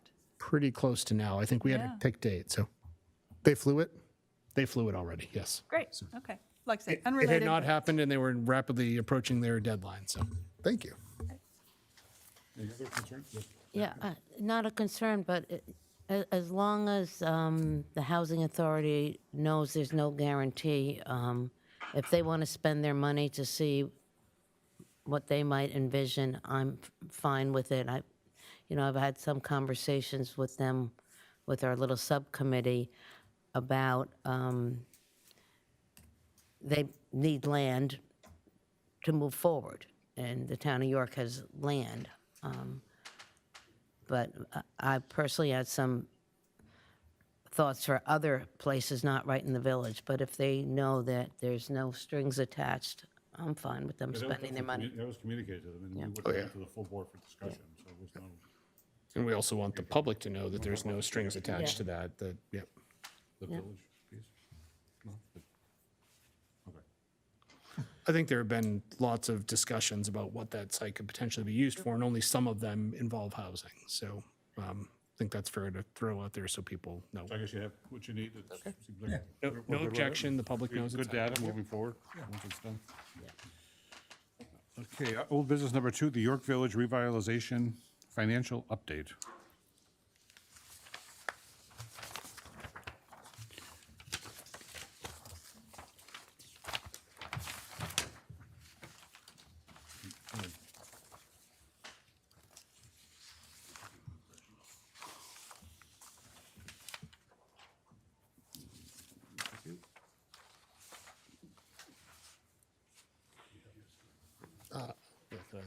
Thank you.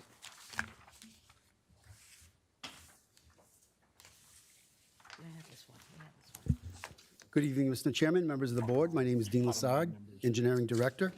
What I just passed out was a revised spreadsheet that we had done. I met with Marla today, and there was some things that we thought I could do to make it, and she suggested to make it a little bit more easy to understand. So if you look at that top box that says Maine DOT project funding section, that is just the programmed area, is just what DOT had in their program, what they publish in a 3-year document. The next column is the expenses to date, and then the under, over, or shortfall associated with the funding. Now, that box does not include the funding or the process that we went through the public process phase. When this project first started, there was an extensive public process that was done by the Downtown Collaborative, and with numerous public hearings, design-type charrettes or planning charrettes. So that is not included in that funding. That was town funds that was used from the previous York Street project. So if you look on the far left column, I kind of try to identify who's responsible or what the source of the funding's coming from. So that whole planning phase and the PE phase was all started before the town was brought into the CACS group and before those funds were available to us. So when we went to CACS for funding, it was only from construction to the completion of the projects, which would include right-of-way, construction, and the construction engineering. The second group on the funding overview by source, I tried to break it down on who is responsible for which piece and where the funding is coming from. So that first column is the budgeted column. So we had previously from the York Street project, which included the Organug intersection work all the way to just shy of the old library or Lindsay Road. And it also included paving in the village. But at that time, there was a number of citizens that wanted to do something more extensive in the village, so we didn't pave it as part of that project, and we used the select board authorized the use of those funds to look at the village on a broader, bigger picture to see what could be done there. And that was that process went through with the public hearing. And then the rest of the funds for the preliminary engineering, or PE, was done where we've hired consultants to get that to the point where we could advertise it, which was happened a few weeks ago. And unfortunately, the advertisement was higher than we expected. So in DOT's programmed amount, or what they were publishing, they were showing not only their funds, but our funds in that column. But it was estimated at 3.1 million, or 3,110,400, where the bid actually came in at 4,189,126, leaving a shortfall of just over $900,000. Now, through our preliminary engineering and planning process, we had overspent the 614,000 by about approximately just over $25,000. So what we're now up against is how do we come up with this shortfall? In my conversations with DOT, they've basically said they can come up with the federal and state funds for their 90%, but the 10% town match would have to be generated by us. And so if you add the $25,000 for the preliminary engineering shortfall and the overages from the bid, the town would be looking at about $116,000, or just over $116,000 that we would have to come up with for our match.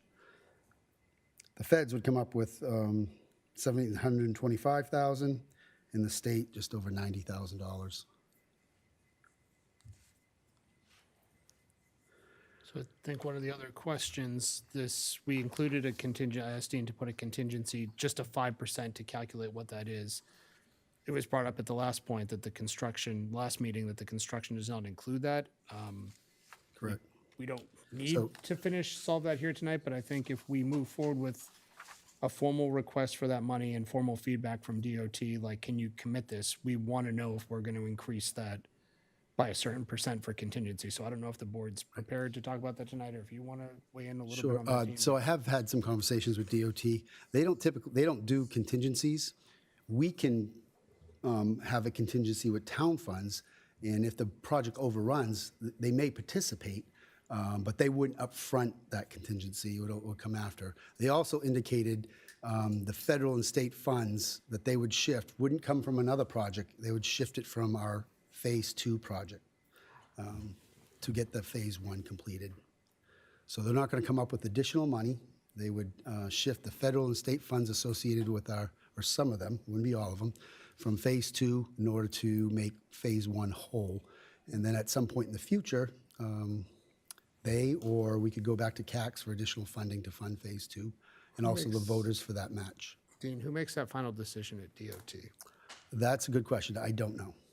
Is that a commissioner's level or I'm sure committee level discussion? I'm sure it can be elevated to that level. Usually it's probably at a bureau director level. Okay, that's the general feedback I was looking for.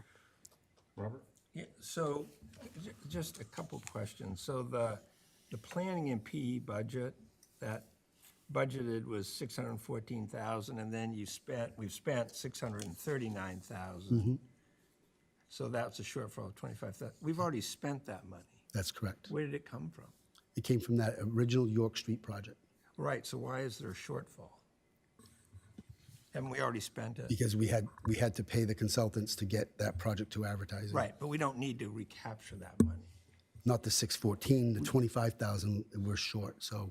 Yeah, we've already spent the money. It had to come out of some pocket. Yeah, that's gonna come out of an operating budget. Yep. But we've written the checks for it. Correct. So it had to be allocated from somewhere. Right. Where was it allocated from? It hasn't been yet, but it will be. We finished that work a long time ago, didn't we? So Wendy is asking where to charge it to. So it's been paid, the consultant's been paid, I believe. It just hasn't been. Time ago. Weeks ago. Literally, one of the bills just came in this week from that April. Their billing is 2 or 3 months behind. But we do have the full project billing in for that. I believe now we've been billed for everything from SLR to get it to advertising. Anything after advertisement goes to the But I construction think your engineering. question is, we don't need to allocate future money for that. We So will, is the 25 grand included in the 116,000 down Yes, below? yes, it is. So we could back that out. I think that's safe, yep. Yeah. Well, let's put it this way, that'll need to be, Needs to be funded, Yeah, where is it needs to be coming from? funded, just Come like, out of the DPW's budget. it's gonna, or, there needs well, to I be a mean, there's source for two. it, just like, I guess there's two questions that could be rolled over into the project, into the capital account. I am guessing that there wouldn't be any support for that up here. So I would propose finding that funding in the existing budget. And so another question, so under the programmed piece, that's the budget. The estimated budget, And yes. is that estimated budget come from DOT? So the planning and PE phase, that, No, the it whole was never thing, that whole budgeted. co- Yeah, it was never budgeted. That was the money left over after we finished the York Street project. No, So but I guess my only point is, on the budgeted side, we do have a 5% contingency. no, it wasn't added into those numbers. I just showed those numbers if you wanted to do something more for a contingency, those would be those contingency numbers. So that If you doesn't look at the- all add up to the 4,425,000? No, that's not included. Okay. so the 209,000 is sort of hypothetical, if we were And to. it's not footed down. Correct. But it, Correct. See, if you look at it, it says additional funding without contingency in that last summary.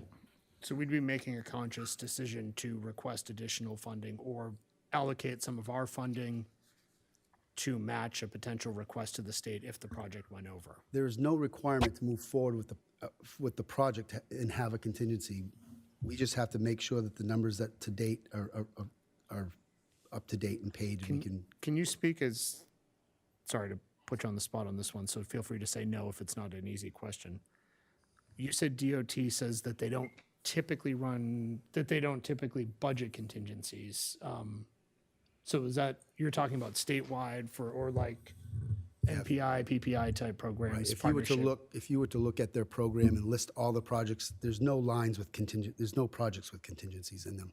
Now, if you put something out to bid and the bid comes in lower than your engineer's estimate, there's money left over. So you could call that a contingency. They don't spend it until the project or remove it till the project is completed. So in this case, we are over. So there was no excess funds to be able to say we have a contingency for. and during the process, if certain elements are over and certain elements are under, those can kind of get netted against each other through the course of the project. So that bid number is a bid number based on quantities and a unit price. So if the project during construction, those quantities go over, those numbers will go up. This is not a lump sum Not type a of. fixed price. It's not a fixed price. So typically what happens, some run over, some run under. You're watching it from week to week to make sure that, the numbers at the end will all work out. So, I'm sorry, so they give you a fixed amount, and the project goes back and forth. And once you run out, there's no more that's put in from DOT. So if it's looking like, because they'll do a pay rec from week to week. Okay. And there's inspectors and resident engineer out there keeping track of every quantity as well as the contractor. The contractor would bill, they review that pay rec, say, yes, this is accurate. But we're monitoring that at every pay rec to see, are we over, are we under, where we are compared to the budget. So if it's going over, at some point, we got to make decisions. Do we do a change order to eliminate some items, or do we come up with additional funding? This process is identical to a municipally managed project with a unit price contract. We have to make those decisions. Right. And Yeah, but you have a contingency. Right. So we're paying somebody $350,000 to monitor this really closely. That is the estimate. So we still we have not hired a contractor or consultants yet to do that, so. So you're just monitoring it yourself? What's No, going on now? we will, it's required by the federal rules. We will have, and in most cases, 2 people on site at all time, with all their certifications to inspect pavement and sample gravel and all of that.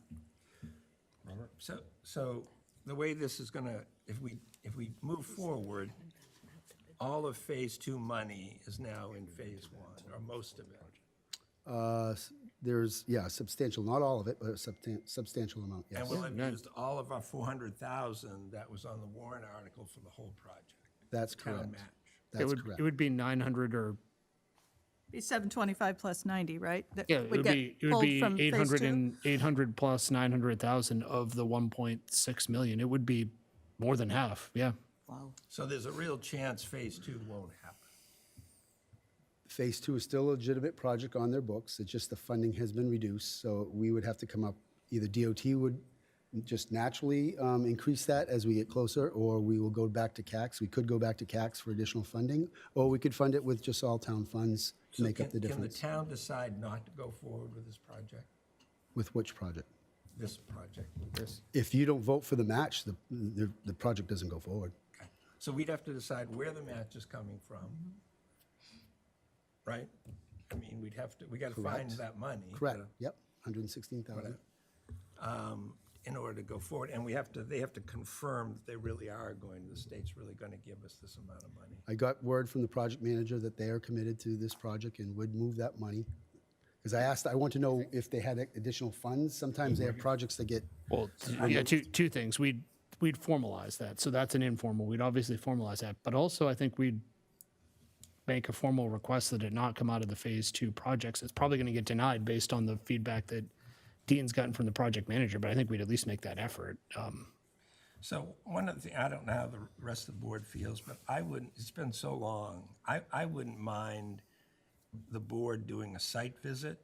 I mean, maybe Dean could lead us through the town and show us exactly on the ground sort of what this project is, what it would do, get a sense of what it would look like when it was done. I know we have schematics, but sometimes it's helpful to walk things.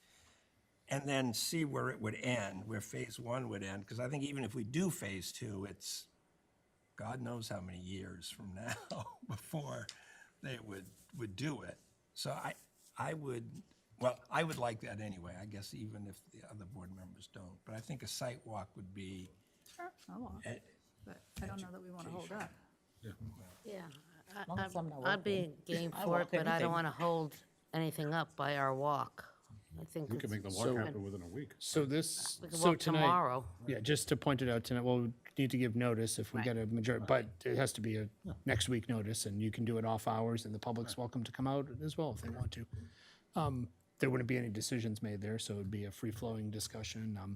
So this is not teed up for discussion, because I know there's a lot of open questions, but to get this information out to the board, to get your gears turning, personally, I know we talked about it earlier, I was discouraged by what we heard from, that would come from phase 2. I know certain members of the board probably, based on discussions I've had, are discouraged and probably wouldn't support that coming from phase 2, or maybe would be, somewhat opposed to it, at least, probably everyone up here. So I think we need to give that some thought, I think. What's the decision tree timeline on all this? When do we need to identify those funds? Yep. So what's the decision timeline on the bid itself? 3 months or 60 days? I would have to verify that. We are within the decision timeline for the bid without extending it currently. Right now we are, yes. But if we delay 2, 3, 4 more weeks, I'm not sure that we would still be in that. The contractor then could back down. But I got to find out that information for sure. So these are phase 1 numbers except for town public planning process, which includes phase 2. That was something you and I The planning process did include phase 2, yes. clarified. And then, But most of the design elements are in phase 1. Basically, phase 2 is just a continuation of the road based on that template of, so you okay, sorry. before my time, so what is the general magnitude or scope of phase 2? Is it initially, was it a $1 million project, a $5 million project? I don't have any sense for the magnitude. I believe the total funding was about 1.3 million. 1.3 million for phase 2, so much smaller than phase 1. Yes. So of 1.3 million, let's call it, if you pulled forward 800,000 or 900,000, there would still be a little. If that's how DOT elected to cover their shortfall in phase 1, there would be a few $100,000. Correct. And maybe a gap of between 1 and 2 million, whatever. Who knows? But we're That's not correct. talking. Yeah, but this cost was 10 double million. what we thought it would be. So Double? if it was pretty close to double. One, at least between 1.5 and 2, yeah. So the construction was estimated at 3.1 and it came in at 4.1? Yeah, but that wasn't the original. The original estimate was 4 million for the whole project. Mm-hmm. 1.2, 1.3 for phase 2, and then 1.6, something like that, for phase 1. That was the original $4 million project, which was the reason we put up 400,000, which was our 10%. So it's gone up from that 4 million to. That was a planning level estimate before any design was done. So Yep. it's best we knew, we thought back 2011 timeframe, 12, it was about a $4 million project. We thought the state was going to move faster. And I don't think that that's at all out of line with what construction costs have done since then. It's a function of time. Right. So for the public that's listening, it's not that it's yesterday's dollars in construction adjusted to today. So But phase 2 is smaller, just the scope, the magnitude. It's probably How the 1/3, dollars come in? 2/3, something like that. 2/3, you think? 1/3, 2/3. 1/3? Yeah. 1/3, okay, that's helpful. Mary Ann? We're approaching the end of our fiscal year. What do we have in our contingency fund right now? And can we use it for this project to offset monies that have already been spent with the planning? Select board contingency. Select board, contingency. we have two contingencies. One's like for emergencies, unforeseen expenses, the other is, And this is an unforeseen expense in my brain. I just wonder which bucket you're looking at. I'm looking at both buckets. If we could use both buckets before the end of this fiscal year to put it towards the planning and PE budget, something that's already been spent, and that would free up some monies that hasn't been spent yet. Although I think you mentioned potential for DPW operating budget to be able to cover. yeah, I'm the talking very 25. small amount of, yeah, for the 20,000, The but I twen- think, yeah, the Mary Ann, are 25. you saying cover like the, Our town share, if we have it, So the PE, the 116,000. I consider this unforeseen. Yep. Good question. well, or the 438,000 of the PE that we currently are using capital money for. Are we expecting that amount to go up, seeing how long it's been taken? No, preliminary engineering is done. That's done, okay. So you would have to spend it within the fiscal year that it was incurred, so you could spend it on work that has been done since July 1, your current fiscal year budget, which is some. Yeah, it wouldn't be 413, but it would be a substantial amount. Yeah, tens of thousands easily. Yeah. Yeah. You know, some of the options we had discussed was. So can you, just before we move on, so can you explore that, whether we can use Absolutely, that? yep. I mean, the one we can, is definitely the discretion of the 5 of us. Yep. The other has a little bit tighter rails that. Well, I think the supplementary contingency is escalation in construction costs that weren't known as well. That's one of the. But just to reasons clarify given. that, Yep. so we, the public knows that. Yeah, good question, Marion. Yeah, it just has to be, just to clarify, it's not a magic bullet that could absorb all the costs, but you could, anything that we spent in this current fiscal year, you could apply that, you have the discretion to apply that money towards. Yep. And haven't we approved things sort of retroactively too? We've spent some money out of those funds, so I don't know what the balance is. Right, Not we've top of said, mind, but- we've spent so far this year, but it seems like in prior years, like if a budget came out, if a department budget Yes. came out a little bit over, Yes, and we didn't know that until July or early August, That decision doesn't need to be made by June 30th, but has to be made pretty close to the end of the fiscal year for it to get audited, so. But the expense still has to be, you can make Have that incurred, decision. been incurred. You can make that decision in the future, but you can't change the date the expense was actually incurred. That would be But we accounting. could use the supplementary contingency for next year for this. So you could use a supplementary contingency for next year. Also, Dean and I discussed today that the construction season is across 2 separate fiscal years as well. Oh, So it's next fiscal, so let's just say hypothetically, we move forward in the fall, When to when? fall to fall. Because So you're getting a So fiscal year 28? September September to October. 2026 to end of November 2027. So if we did do a site walk, could you help us understand what would happen next summer during that construction phase? I don't know what would happen exactly. You're a good engineer. I'm sure I you can give, so the contractor, once it's awarded, they decide which piece goes when and to best their most efficiency. I can give you what I would do. I'm not sure RJ Grondin will have the same construction methodology that I would present there. And I don't have control, we don't have control, DOT doesn't have control of that. Well, maybe they could join the sidewalk. Who? RJ Grondin. So, It's possible. We can ask. We haven't awarded it to them yet, so they're not officially the contractor. I just don't want to do something that voids some of the federal regulations, because then we lose all the federal funds. So I get it, I'd love to know that right now, but. It's good caution, thank you, yeah. Thank you. Yeah, Mary Ann? so it begs the question, when do we go out to bid, and when do we make this contract with? It's already been out to bid, the bids have been opened, and that is the number, 4.1 million. We know what that number is if we We have award it. 2 to 3 weeks to I would say decide we have where the money's going to come 2 from. to 3 more weeks, South of Gap. yes. We'll get you a formal answer on that. Yeah. Okay, that's right, Did it we happen did, on we Monday? did see the bids, thank you. Would it happen on the 4th? Or I think 2 we weeks have after that would be 3 weeks from tonight. We'll find the exact date. Yep. Any other Now, questions? could I ask, I'm sorry. Go ahead. The- I'm sorry, the carryover funds, when we spoke this morning, I was thinking 641, but you're saying it's 614? Correct. What was left in that original York Street project that the funds came from was $614,000. Or 614? All right, thank you. Peter? Is an extension on the award prohibited by the state or federal program rules? I think that we would have to reach out to the contractor and see if they will honor those bid prices for a longer time. They may not. It may be an option as well. Yeah. It would be voluntary, though, but it It would wouldn't be be prohibited voluntary. by the state or the federal rules that you're aware of at this time? So if folks are interested in a site walk, which Yep. is a couple, Be so happy to you'll do that. set that up, just poll members and post a meeting under corporate protocols, which could be the end of this week or Monday, I guess. probably. Yeah.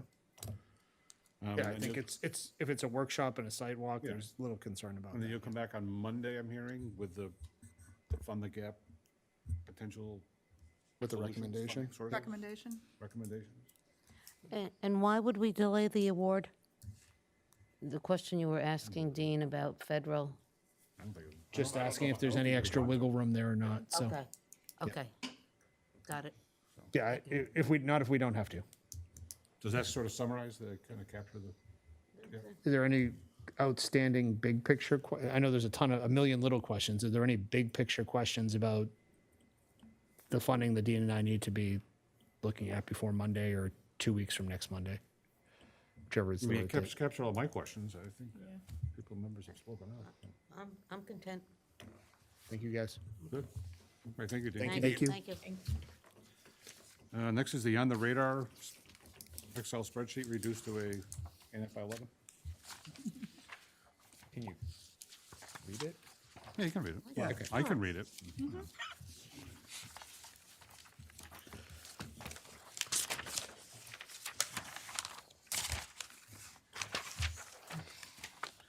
Questions, additions? Marla? Yeah, under the blue section, recurring meetings, it lists that we meet with the town attorney twice a year, and I don't know that that has happened, at least in the 3 years that I've been on the board. And, I've been told it hasn't happened in the 15 years that they've worked for us, so that's and a I good would point. really Yeah. like that. I remember in my prior life, you would sit down with your attorneys periodically and go through open matters and status and Try to that's schedule it for the end of May or the beginning of June. executive session, obviously, but I would really like us to do that. I would too. We met with them on more when we had a lot of active things going on. Yeah, We have we've that in we've past. ditched a lot of our big ticket cases, but there's still a ton of little ones that I'm sure you guys know about some of them and maybe don't even know about the really small ones that she could update us on. So. All the land use cases and So I'd really find it helpful to use this as an active document. But I think in order to do that, it would be helpful if it were laid out by month as opposed to being laid out by, well, the way it is now. I mean, it just, if we could, instead of even pooling these the way they are, just had like the next quarter, Yep. what's happening in May, what's happening in June, what's happening in July, and the outstanding projects at the bottom sort of get lost because they don't have any date beside them. So it would be great, I think, if we had the outstanding projects layered in to some sort of meeting in some month. For updates? And then if we can't get it done, then we can't get it done, but at least we would be actively looking at it. It sets expectations. Yeah.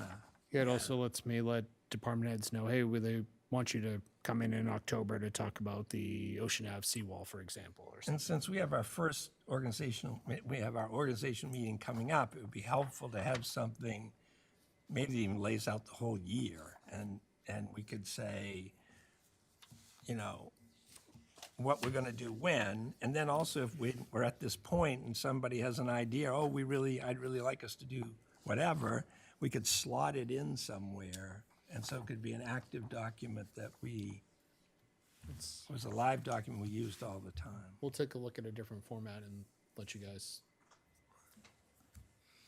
I like Let you that guys idea. react I'd be to it. fine with quarterly, because I think Yeah, things are pretty fluid. I don't think it needs to be as granular as monthly, but So what I don't see in there, Peter, is trash. No, it's here. I was about to say that about the trash. Oh, down at the bottom. Yeah, Yeah, 5 from the bottom. there's a lot of That's actually, angst going on out there in the public. yep, that's actually on either, the problem is I'm not going to see Tim because he's coming back at the end of the week. So I don't think it can be your next meeting, but it's on the second meeting. We've got a pretty big agenda item that I'm working on with him right now on some decisions. So that should probably be up to get to Robert's point of having it in a schedule for meeting. It is slotted for a meeting with Tim and I, but it's not shown on here, so. Yeah, there's so many items that need to get covered on that. Yeah. Yeah, we've got at least 4 that. So we did have a preliminary list of, I've got to get that out to you guys, so I'll do that this week, of houses impacted and put it out to the community. It was small. It was, what was the size? 80 services, I think, throughout the entire town on less than 20 private roads, and they're all very short private roads. I'll publish that or put it out. I'll make sure you guys see it before I put it where the public can see it, so it's not, because you'll get questions on it, so. I mean, honestly, I think one of my biggest concern is that, you know, we have an aged population in this town, and the way in which things are rolling out, that you have to haul things up and get out of your house and get it up there.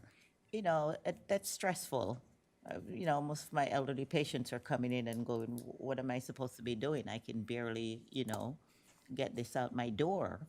I mean, it may be good for the company, but, you know, in regards to our townspeople, that's something we need to figure out. Maybe there's an alternative that we just haven't thought about outside the you mean box. because of the size of the container? Yeah. Because right now, they're taking it to the end of the driveway, right? I Right, mean, but a lot of them live further down and have to now take it further. You know, it's There are very few that are getting, I agree with what you're saying, but it's a very small number. I'll bring that to you guys at the next meeting. I can actually bring that to you at the next meeting, independent of Tim being here. okay. But Excellent. just to I'm sorry, go ahead. Yes, there was somebody written in on the citizens forum, which does remind me of it, about the multi-use containers and whether we have a transfer station or we don't. And there was a third thing, I can't remember what he talked about, but there has been, I can review what people have been writing in for, and I think they have very good points of view that we do really need to find a solution for. bulky waste? Well, bulky waste is a big. Oh, maybe bulky waste was one of them too, the mattresses and such. It just does, I think it warrants a large discussion. I'm just concerned. And information will roll out and education, Yeah. case. I mean, Sounds like there's a plan for that. well, just not implemented a week before the plan is implemented. Robert? I think we need to have on here the town manager review. It's actually right now, I think, right? This is your anniversary. You don't want to wait until after the trash.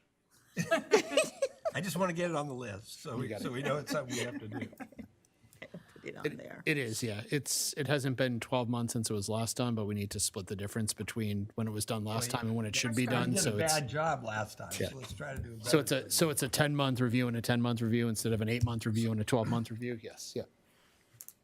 I've got one. It sort of went off to the vice chair, but I guess I'm bringing it back. The building at the end of Short Sands Road and Route 1. Lynn. Formerly known as, and we've used that word before and people get mad when we use the word over there. Yes. But that piece of property, when will that be addressed? So our Public Works Department is currently, they've gotten a few quotes for demo, and I know they're looking for a few more. And when I last checked in with Tim, he's away this week, but they're working on that, and I've asked them to try to get that done before the end of the fiscal year, depending on budget availability, the actual demo. There's a cost to that. We'll obviously let you know what it is, but I'm guessing any number that I throw at you that we have money to spend, you'll tell me you want to spend it. So we are looking to do that by the end of the fiscal year. It's not a promise, but I think it's probably 80% likely. It's the most solid date that we've had since that building's been there. So Yeah. you can evaluate based on how well I hold to that, Robert. That would be fair in evaluation. Robert? So I just throw this out. Having lived through the capital planning process this year that didn't work very well, and then having the attorney for the schools tell us that technically, in reading of the charter, they have until March 3rd to submit their operating budget and their capital plan. And I think, Peter, you agreed, your reading of the charter, that's accurate. And So a problem, it's- yes. Yeah. It's not what we've done traditionally, but that's what could happen. And so I really think that the charter doesn't work well with the processes we have today. And that was sort of came through with the capital planning process. And I think our board needs to have a conversation around, do we want to have a charter commission sort of look at that process and see what we think? Because it's, and the charter doesn't even envision capital hardly at all. It's very, It's all about operating. yeah. So it doesn't sort of work. And, you know, towns now, I mean, you read in the newspaper, towns are putting forth their budget now. And we have to put forward our budget, I mean, you have to submit your budget back in January, which is crazy. Because you don't even have enough actual for that year you're living in to help do that. So I don't know, I throw that out there just for I don't know, for what it's worth. It's funny that you mentioned it like that because Could be. because I think about a year ago, maybe 14, 15 months ago, I remember talking with the budget committee at a separate meeting and said, well, technically, according to the charter, we don't even need to submit a budget until 3 days before your legal deadline to act on it, but that would be complete anarchy. And I think the budget committee said, what? And I was like, yeah, you read the charter, there's, when you overlap state law for ballot preparation and what the requirements of the charter are, there's like a 3 or 4 day window there that everything can be legal, which I think I pointed that out to them over, not in the, was not involved in the school discussion, but like, this is a terrible design. And to be fair, the state law lead times for ballots have expanded greatly. It's gone 30 days forward from where, when that charter was written, when it was. So there would have been a 33-day lead time, which might have been doable in a last-minute situation. I did read some budget minutes from like 2004, 2005 maybe, from the board. We were looking at some questions. And yeah, they were doing the final budgets in March to submit to the budget committee. I mean, it's been done a lot later in the medium-length history of this town, just in times that even Mary Ann can remember, probably getting done in March and into almost the beginning of April would have been the deadline instead of the beginning of March. So it's not a great setup. I think if we do that, which makes grand sense, life has changed, rules have changed, and we have a document that needs to be adapted. To convene a charter commission, it usually takes them a year for recommendations. So And last I knew, it was almost like 9 people were elected to the commission, maybe 6. And they need nomination papers just like we do. We should talk about that sooner than later because there will be some discussion with that too. We'll be creating the wheel again with what we know for current information for timelines. And we've realized we have conflicts, and we should fix them so that one attorney isn't saying one thing and one another, if we know the enemy. I mean, I think in the meantime, or for the foreseeable future, we should really, all of us, just focus on, now I forgot the phrase, acting in good faith and acting for what's best for the town, and that means allowing all the boards to review information with sufficient time to have the deliberation that results in a good, thoughtful process. So I would hope that the schools and the town and everybody could really operate in good faith with that sort of overarching goal. No, but that makes sense. That makes sense. I agree, but this is a huge undertaking. And so, I think it's going to require a bunch of discussions first as to how we get to that and what groups get formed and how you form it to make sure you hear equal voices about what we need to be doing. But until then, we all need to act in good faith. Oh, yeah, I guess definitely. So there's So maybe at a future meeting, you have, maybe it's with our legal that'd be a attorney good one update for, yeah. to talk about that. I mean, what that process is, because you can go in with one set of maybe perceived outcomes, and it can be a totally different set of outcomes, right? Yeah. So that the group that gets Unintended elected, right? I mean, they consequences. we hope they go this way, but they could go, north as opposed to hoping they go south. So Not that I think this is likely, but having gone through one of those processes before, like this is a pipe dream, but you could, within a year, have an elected mayor and 9 city councilors, and it could be the city of York, and none of the 6 people up here just talked ourselves out of a job, which if the voters want that, that's what the voters want. That's one of the outcomes that's potential once you unleash that bottle, when you. I sat on the last one, didn't make it. Rub Was the close, bottle. but didn't make it, right? Anything could happen from return to a traditional town meeting with a 3-member board. You're talking about the entire form of government of the town. And it is not, you have a little bit of influence as select board members on who gets appointed to that, but then there's people that are elected too. Now, whatever comes So out of it's a that mix of- commission, though, goes to the Right. voters too, right? So that's why the last one didn't make it. So there is a safe there. But So- it'd be good to have whoever the attorney is come in and just brief all of us on. Good idea. On the process. and- Process. Agreed. Right, yeah. Doesn't mean you don't do the right thing because it could result I in think it was like some. 117 votes it failed by, so it was close. some, Not that you remember. No. I think it's something to do with the budget committee, and, Who's chair of the budget committee? We move on? Yep. So are we good on that? So which takes us down to Parks and under new business, J1, Parks and Recreation Conservation Commission grant application approval.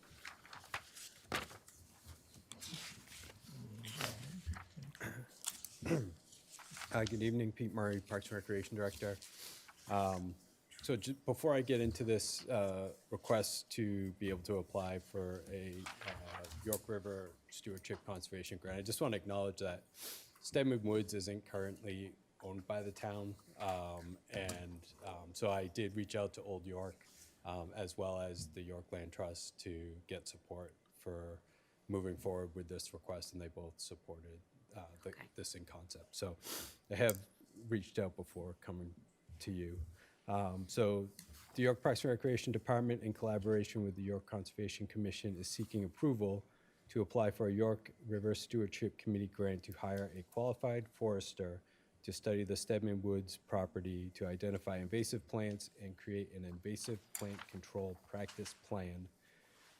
The grant application amount is to be determined, but is estimated to be between $600 and $1,200.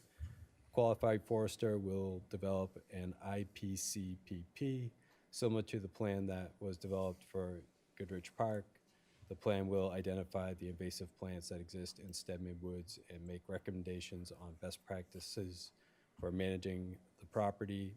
It would include a prioritization strategy, 5-year suggested timeline, information about the specific invasive plant species, and recommended control methods.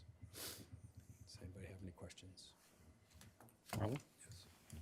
Yeah, you answered one of my questions, and the other one is related, and that is that I'm assuming that this is consistent with the proposed conservation easement that's been drafted? It is, yes. Bingo. Thank you. Anyone else?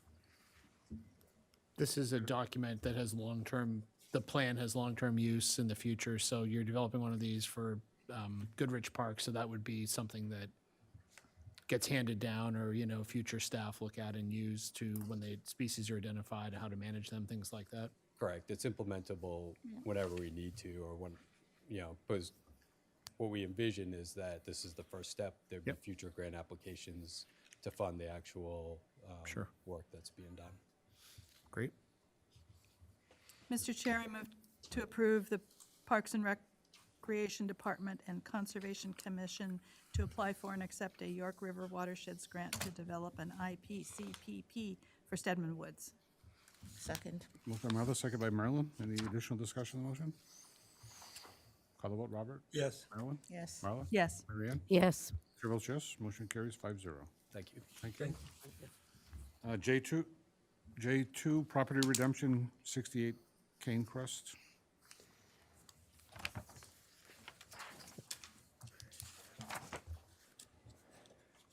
Both the property redemptions tonight are from foreclosures from this year that we did this January.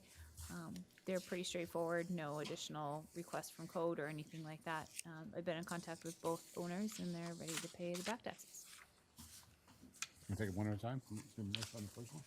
Sure. I So move to 68. approve the property redemption of tax map 0087, lot 0066-0068, located at 68 Cane Crest Road, as requested, subject to all conditions being met and all taxes, interest, and administrative costs paid in full by no later than June 27th, 2026, with cash or certified bank check. Do we have a second? Second. Motion by Marla, seconded by Robert. Any discussion on the motion? Once redeemed, it's $1,400 in taxes owed. Call the vote. Robert? Yes. Marilyn? Yes. Marla? Yes. Marianne? Yes. Chair votes yes. Motion carries 5-0. Property redemption, 58 Cane Crest. Mr. Chair, I move to approve the property redemption of tax map 0087, lot 0066-0058, located at 58 Cane Crest Road, as requested, subject to all conditions being met and all taxes, interest, and, administrative costs paid in full by no later than June 27th, 2026, with cash or certified bank check. Second. Motion by Marla, second by Marilyn. Any discussion on the motion? Once taxes are paid and the property redeemed, the taxes owed $1,102.50. Call the vote. Robert? Yes. Marilyn? Yes. Marla? Yes. Marianne? Yes. Chair votes yes. Motion carries 5-0. Takes us on to J4, and everyone's watching who interviewed this evening. Board and committee appointments. It's the board's pleasure. Mr. Chairman, I move to appoint Ken McAuliffe as an alternate member of the Parks and Rec Committee with a term expiring 6/30/28. Second. So motion by Robert to appoint Ken McAuliffe as an alternate to Parks and Rec Committee, the term expiring 6/30/2028, seconded by Marilyn. Any additional discussion? Call the vote. Robert? Yes. Marilyn? Yes. Marla? Yes. Marianne? Yes. Chair votes yes. Motion carries 5-0. Chair, I move to appoint Bruce Landay as a regular member of the Appeals Board of the term expiring on is that a regular member? I think I think it's an alternate. Alternate's the only one Alternate. open. Alternate member of the Appeals Board of the term expiring 6/30/2028. Second. Motion by Robert, seconded by Marilyn, to appoint Bruce Landay to the Appeals Board as an alternate member. Any discussion on the motion? Call the vote. Robert? Yes. Marilyn? Yes. Marla? Yes. Marianne? Yes. Chair votes yes. Motion carries 5-0. I move to appoint Robin Dunn as a regular member of the Recycling Committee with a term expiring on 6/30/2028. We have a motion by Robert. Is there a second? Second. Second by Maryland, to appoint Robin Dunn as a full member to the Recycling. Recycling Committee. It's not climate action. Recycling Committee. That's the fourth one. I thought. Wait, are we? Wait. I think we're confused one. Jennifer Moore to recycling. I think it's both Both. of them. Oh, Both. okay. There's two openings, Okay. and there's two alternates. I was a little bit confused here for a moment. Me too. Yeah, we kind of got to skip down. So we all good on Robin Yes. Dunn to recycling? Yes. Roll call vote. Robert? Yes. Marilyn? Yes. Marla? Yes. Marianne? Yes. Chair votes yes. Motion carries 5-0. There's one remaining open Yes, full Chairman, position. I move to appoint Jennifer Moore as a regular member of the Recycling Committee with a term expiring on 6/30/2028. Second. Do we have a second? So motion by Robert, second by Marilyn, to appoint Jennifer Moore as a full member of the Recycling Committee. Any discussion on the motion? Call the vote. Robert? Yes. Marilyn? Yes. Marla? Yes. Marianne? Yes. Chair votes yes. 5-0. Thank you all volunteers. Future agendas, item K.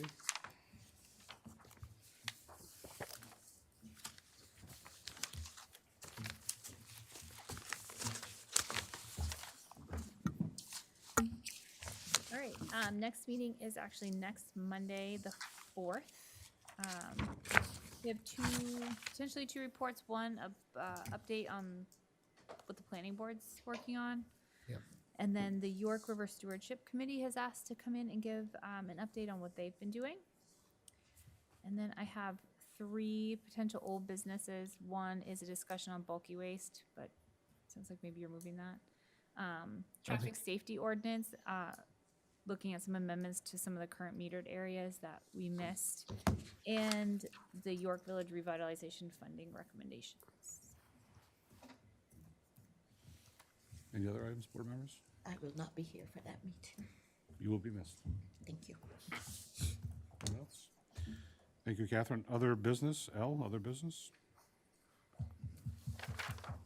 No other business? Citizens Forum number 2? Yes, sir.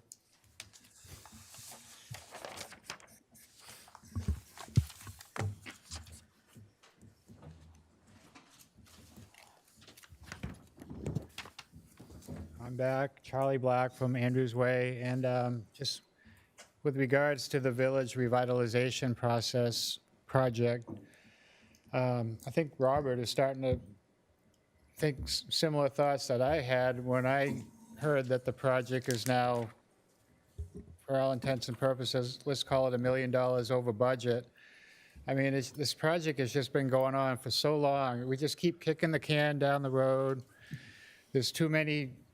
I think there's a fear of losing the federal funds and the state funds, and so we just keep throwing money at it. And I think we need to give more thought to just recognizing that, yeah, maybe it was a good idea 10, 12 years ago or whenever the idea first came up, but maybe it is time to give more serious thought to just walking away from this project and cutting our losses, and the town will be fine.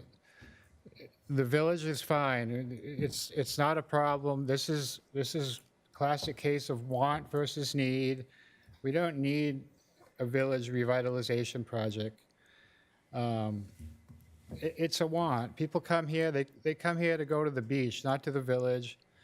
And the amount of people that are going to benefit from this massive spending on the part of the town is pretty minimal. So I would like to see us consider walking away from this project, cutting our losses and spending the money on other things. Maybe it's really not a safety hazard. I mean, you never hear of serious accidents in the center of town. If we want to address safety, let's look at the stretch of Route 1, which has been brought up many times between Eldridge's and Anthony's, where every year there's many accidents there. It's a serious public safety issue, and I think money could probably be better spent. If we're going to spend money, let's spend a little money on maybe addressing that problem. But the village is fine. If we walked away from it, it would be fine.